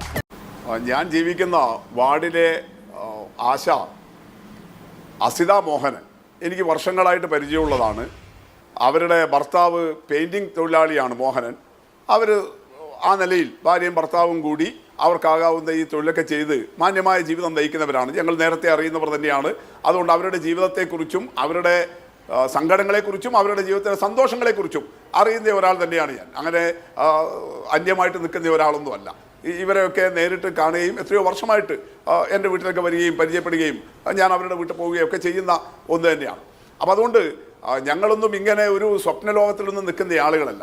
പക്ഷെ ഇത് എത്രമാത്രം സങ്കുചിതമായ കക്ഷി രാഷ്ട്രീയത്തിലേക്കാണ് കൊണ്ടുപോകുന്നത് എന്നുള്ളത് അഭിലാഷെ ഈ ചർച്ചയുടെ കഴിഞ്ഞ ഏതാനും മിനിറ്റുകൾ നിങ്ങൾ നോക്ക്.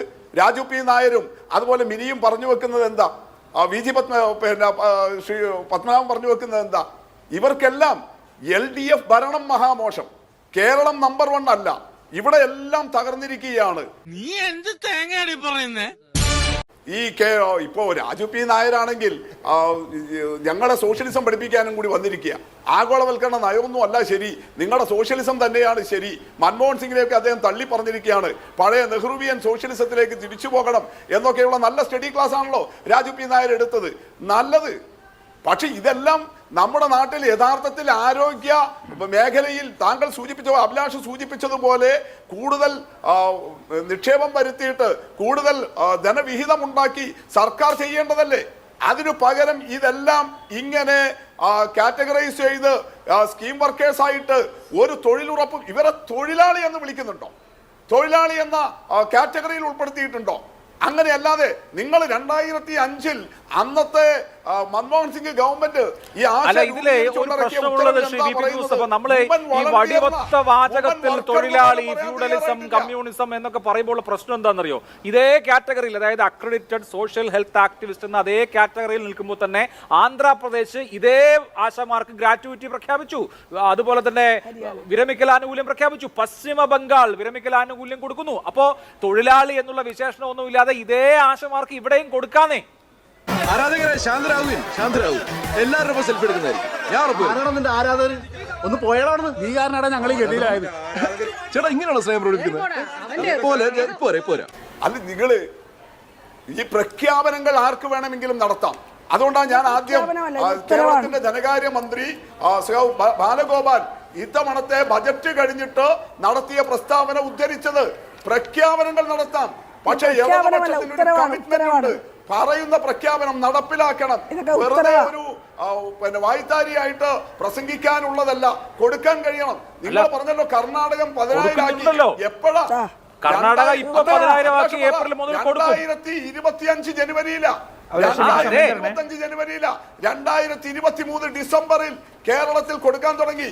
ഇപ്പൊ തന്നെ താങ്കൾ നേരത്തെ പറഞ്ഞ കണക്ക് 22,000-ഓളം ആളുകൾ ഈ കഴിഞ്ഞ മാസങ്ങളിൽ കേരളത്തിൽ 10,000 രൂപയിൽ മേലെ വാങ്ങിച്ചില്ലേ? 10,000 രൂപയുടെ മേലെ കേരളത്തിൽ വാങ്ങിച്ചല്ലോ. ഈ ആകെ 26,000 ആളാ. അതിൽ 10,000-ത്തിലധികം ആളുകൾ ഈ കഴിഞ്ഞ മാസങ്ങളിലെല്ലാം 10,000 രൂപയിൽ കൂടുതൽ കേരളത്തിൽ വാങ്ങിക്കുകയാണ്. കർണാടകത്തിൽ കിട്ടിയോ ഇതുവരെ? ഇപ്പോ ഒരു ഉത്തരവ് ഇറക്കിയതേയുള്ളൂ, ഇപ്പോഴും കൊടുത്തു തുടങ്ങിയിട്ടില്ല. നിങ്ങളിത് കാണണം. കൊടുത്തു തുടങ്ങിയ ഒരു സംസ്ഥാനത്തെ 10,000 രൂപ ഏപ്രിൽ മുതൽ കൊടുത്തു തുടങ്ങല്. പശ്ചിമ ബംഗാൾ 4/7/2024 ഉത്തരവ് പുറപ്പെടുവിച്ചു. സർക്കാർ ഉത്തരവാണ്. ആ ഉത്തരവ് വേണമെങ്കിൽ എന്റെ കയ്യിലുണ്ട്, ഞാൻ വേണമെങ്കിൽ പിന്നീട് അയച്ചു തരാം. അതായത് ഇപ്പോ ഉള്ള അതേ കാറ്റഗറി എന്നുള്ള നിലയിൽ നിലനിർത്തിക്കൊണ്ട് തന്നെ വിരമിക്കൽ ആനുകൂല്യം കൊടുക്കാൻ പറ്റും, ഗ്രാറ്റുവിറ്റി കൊടുക്കാൻ പറ്റും, മറ്റ് പെൻഷൻ കൊടുക്കാൻ പറ്റും, എല്ലാം കൊടുക്കാൻ പറ്റും എന്ന് മാത്രമല്ല ഇതേ ആവശ്യമാണ് ശ്രീ VPP മുസ്തഫ, ഈ പറഞ്ഞ ഇതേ ആവശ്യം തന്നെയാണ് CITU ഉയർത്തുന്നത്. അപ്പോൾ ഈ പറഞ്ഞ ന്യായങ്ങളൊന്നും അവർക്ക് ബാധകമല്ലേ? ഹലോ റിച്ചാർഡ്സ് ഹോസ്പിറ്റൽ, വേഗം ഹൈ റേഞ്ച് ക്ലബിലേക്ക് ഒരു ആംബുലൻസ് അയക്കണം, ഒരു ശവം കൊണ്ടുപോകാനുണ്ട്. അല്ല അതില് അഭിലാഷെ ഒരു തർക്കവുമില്ലല്ലോ. നേരത്തെ താങ്കൾ ചോദിച്ചപ്പോഴും ഞാൻ പറഞ്ഞു ഇടതുപക്ഷത്തിന്റെ ആഗ്രഹമാണത്, കൊടുക്കണമെന്നത് തന്നെയാണ് നിലപാട്. പക്ഷെ ഇവിടെ BJPയുടെ പ്രതിനിധി പറഞ്ഞല്ലോ, ഇതാ കേന്ദ്രം നിങ്ങൾ പറഞ്ഞാൽ മതി കേന്ദ്രം തരുമെന്ന്. ഇത് തന്നെ നിങ്ങൾ നോക്കി. പ്രീ ബഡ്ജറ്റ് ഡിസ്കഷനെ കുറിച്ച് അദ്ദേഹം പറഞ്ഞല്ലോ. ഫെബ്രുവരി 1 അവതരിപ്പിച്ച കേന്ദ്ര ബജറ്റിന് മുന്നോടിയായിട്ട് കഴിഞ്ഞ നവംബർ ഡിസംബർ മാസങ്ങളിൽ പ്രീ ബഡ്ജറ്റ് ഡിസ്കഷൻ നടന്നപ്പോൾ 12 ആവശ്യങ്ങളാണ് കേരളത്തിലെ സ്കീം വർക്കേഴ്സിനെ സംബന്ധിച്ച് LDF ഗവൺമെന്റ് കൊടുത്തത്. അതിലൊന്ന് ആശമാരുടെ പ്രശ്നമാണ്, ഇൻസെന്റീവ് ഉയർത്തണം. സെപ്റ്റംബർ 12-ാം തീയതി മന്ത്രി വീണ ജോർജ് കേന്ദ്ര ആരോഗ്യ വകുപ്പ് മന്ത്രിയെ കണ്ടിട്ട് ആശമാരുടെ ഇൻസെന്റീവ് വർദ്ധിപ്പിക്കണം, പരിഗണിച്ചോ? ഈ ബഡ്ജറ്റിൽ വന്നില്ലല്ലോ. ഇനി വയനാട് നമ്മുടെ ദുരന്തം, എത്ര അപേക്ഷകൾ കൊടുത്തു, എത്ര കണക്കുകൾ കണ്ടില്ലേ? 1 ഉറുപ്പിക തന്നോ? ശരി. നിങ്ങൾ പറ, ഇതാണ് ശരി, എനിക്കൊരു ഇടവേള അത്യാവശ്യമാണ്. ഇടവേളയ്ക്ക് ശേഷം മടങ്ങിയെത്താം. ചർച്ച അവസാന ഘട്ടത്തിലാണ്. ശ്രീമതി മിനി, ഇവിടെ ഇപ്പോൾ സർക്കാരിൻ്റെതായ ബുദ്ധിമുട്ടുകൾ പറയുന്നുണ്ട്. ഈ സമരം ഒരു പരിസമാപ്തിയിൽ എത്തുക എന്നുള്ളത് പ്രധാനമാണല്ലോ.